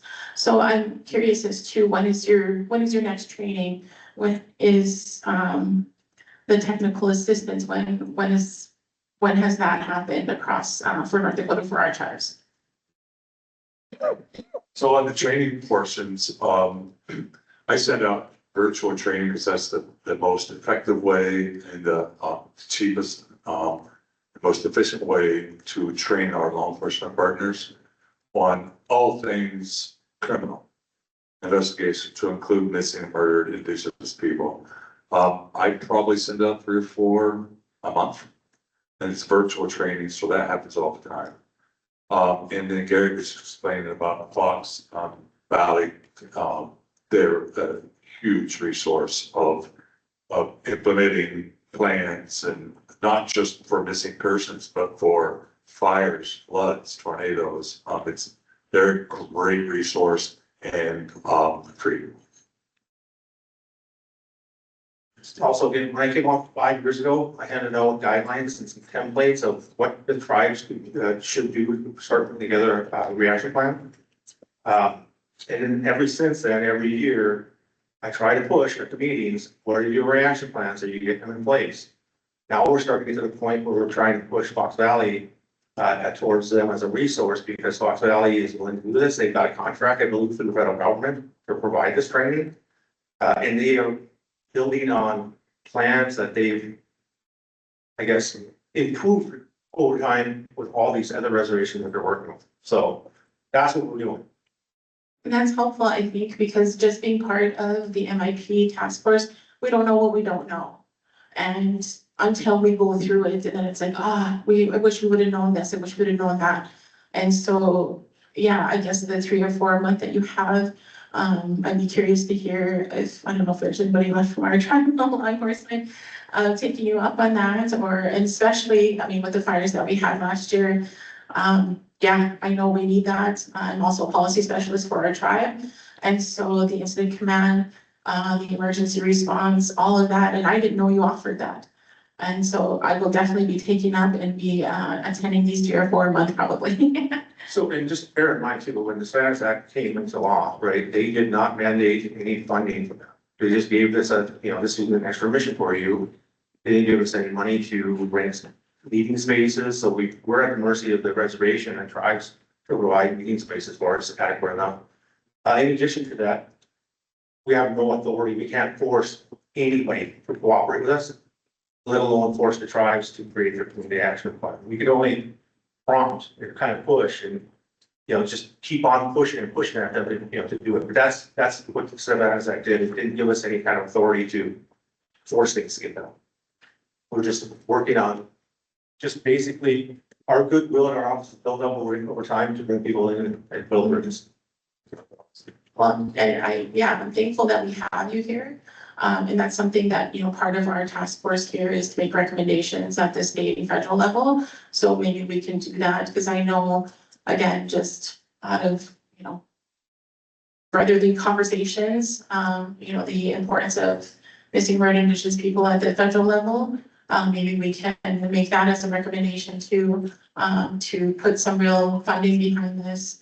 Because I hate to say it like this, but, for lack of better words, North Dakota, we have a small population that go missing, and I'm really thankful because of all of you in this room that it's, it could be worse, and I recognize that, but our sister tribes, other people across the nation, this really needs to be funded and funded at a level that can really be helpful, I think, too. So if you're okay with that, maybe that's something we could put on the record to say, we can ask going forward to make a recommendation as part of this task force or part of North Dakota State Legislature. I don't know how that works.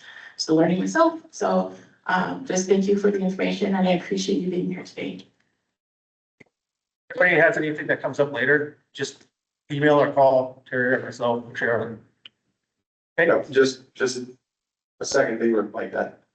Training was hosted in Standing Rock. I think Dawson was there, and I believe everybody was invited. But so that training was hosted here. That is a training and technical assistance portion of this. That was part of this. And then, so having that community response plan is really important. So just one last comment about Renzo, and I don't want to be insensitive. Obviously, as a family member, you would want to try and find them no matter what. But in Renzo's case, hundreds and hundreds and hundreds of law enforcement hours have been spent on trying to attempt to locate him. And so at some point, if there's no new information, then it sits dormant because it has to. There's 800,000 other citizens of the state of North Dakota that we have to help too. So I don't want to be insensitive about it, but at some point, law enforcement resources have to go to the next level. Thanks for having me. Thank you.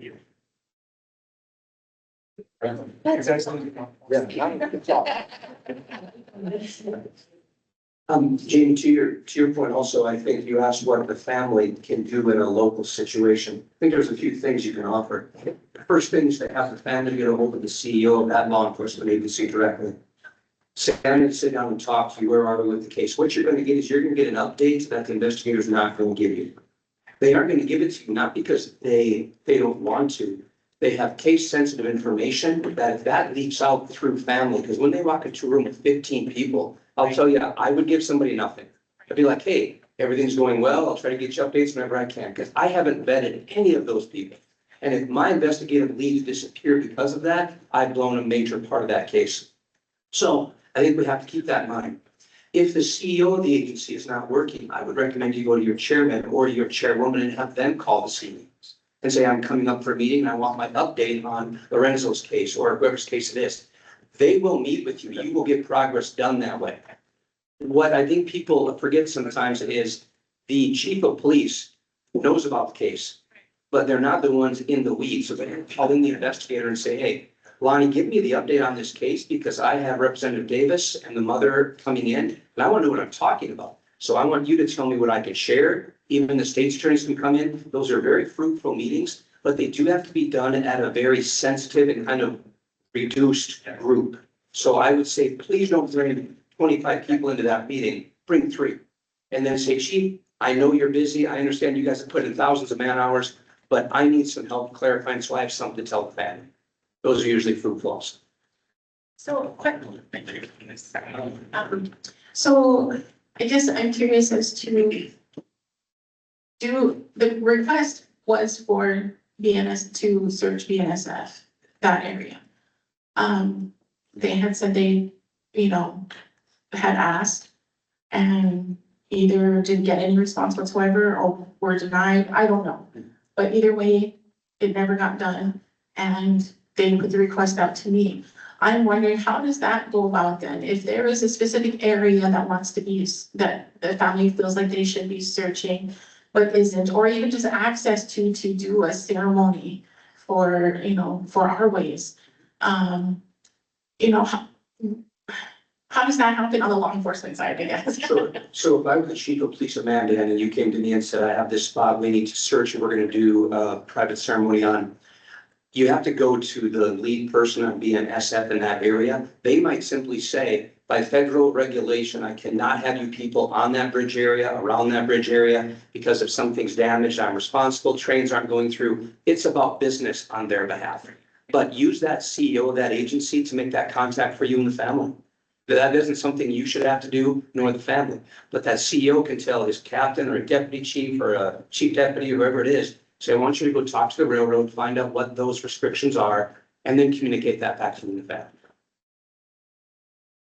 Just so very clearly, CEO? Yeah, the chief executive officer, so the chief or the sheriff or whoever that is of the agency.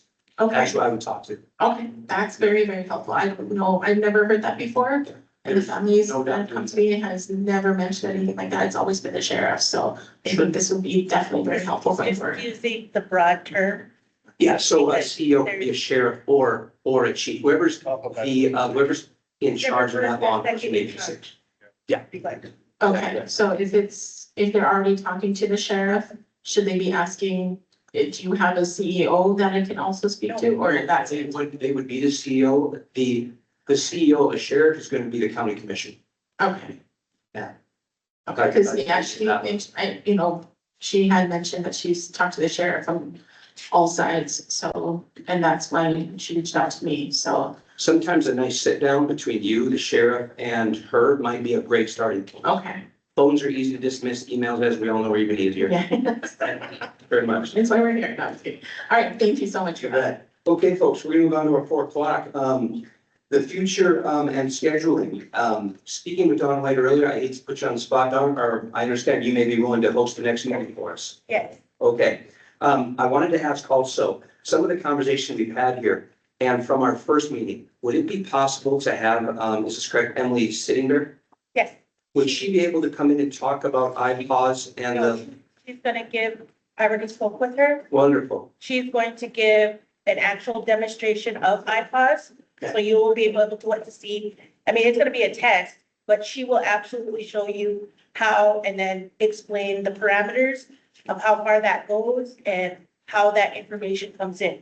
I don't really think iPods should truly be a law enforcement tool. I think it should go to your emergency, whoever that person is in your county, your reservation. It should ultimately be that person because it works way better. For us, it works, it just works. Because we're, all the chiefs and all the investigators, we're doing our job. And then when we text her and tell her the information, then she's able to do it, take those calls, take everything while we're out doing our jobs. It just works. wonderful. So if that's okay with you, we were looking at that roughly at the end of May. Yes. Of 2026. Is there, would you mind going back to your folks, come up with a couple of dates that work for you, letting us know, and then we will let the board, of course, know what those next dates would be. Maybe around May 22nd or. Yes, just that at the end of May is probably a really good time frame. Then we can move on from there. But I think you had mentioned Emily in the first meeting, and if we could get her there, which you already have a plan, I think that would be a great time for us to learn what IPAWS even looks like and how that emergency planning session began. Because then we as a group can be a little more educated on what we Yeah, expect and from all of our also, resources. I want her to show you how an actual plan happens or when it came to this. Like, we could do a case and put it up and how we've all worked, from the chief of police to myself and also her, and how we've all worked, and then she can help. I mean, she's a reference for plans, Excellent. training, everything. So, That's what we want. And she's also on a she's on a national board. Wonderful, thank you. So any final comments from anybody on the task force before we go for adjournment? Anything anybody wants to discuss or has to share with the collective group? Anybody attending anything that? We can make Matt the Shimmick's talk. Get Matt. Well, first, yeah, go ahead. Oh, I tried to give Matt the microphone. We're trying to get Matt. Yeah, we don't want Matt speaking in public. No. So, task force, thank you all again for this long day of putting in. It's a very emotional, hard topic, but it's an important topic. And I truly thank you guys for taking the time to be with us because we are getting to where we need to be. We have to educate ourselves first, and then we can start making some good collective decisions. So with that, I would ask to adjourn the meeting. I'd ask for a motion and a second. Motion, and you don't need a second. Yeah, motion, yeah, usually not at the adjournment, do it. Thank you all very much, appreciate you greatly, and for our host of course, Mr. Dakota, thank you so much for your time and for your great food, thank you. You're very welcome. One last thing, I did, Senator Whalen, I asked Natalie to give me that information. She said she was just going to email the members directly. Yep, So I got it. they should have sent you the information to do your travel authorizations for all of you, representatives and senators. Yeah. Thank you. You looked up which one. I sent.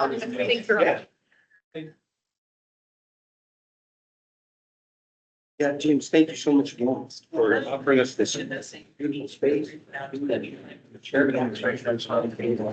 Whatever one first and one. I said, why can't we give you some? They say it.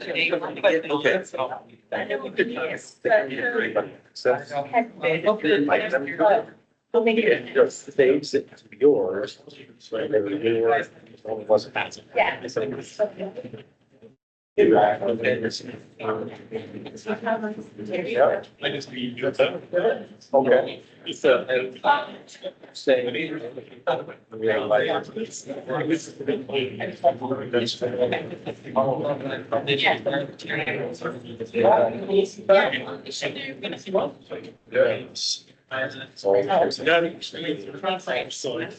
You guys are just like information and knowledge, doesn't show anything. It's awesome. That's. Nobody did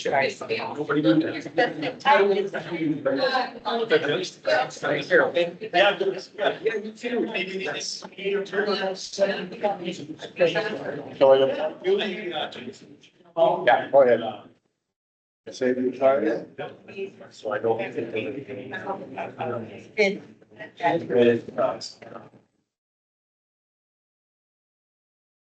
Thank you.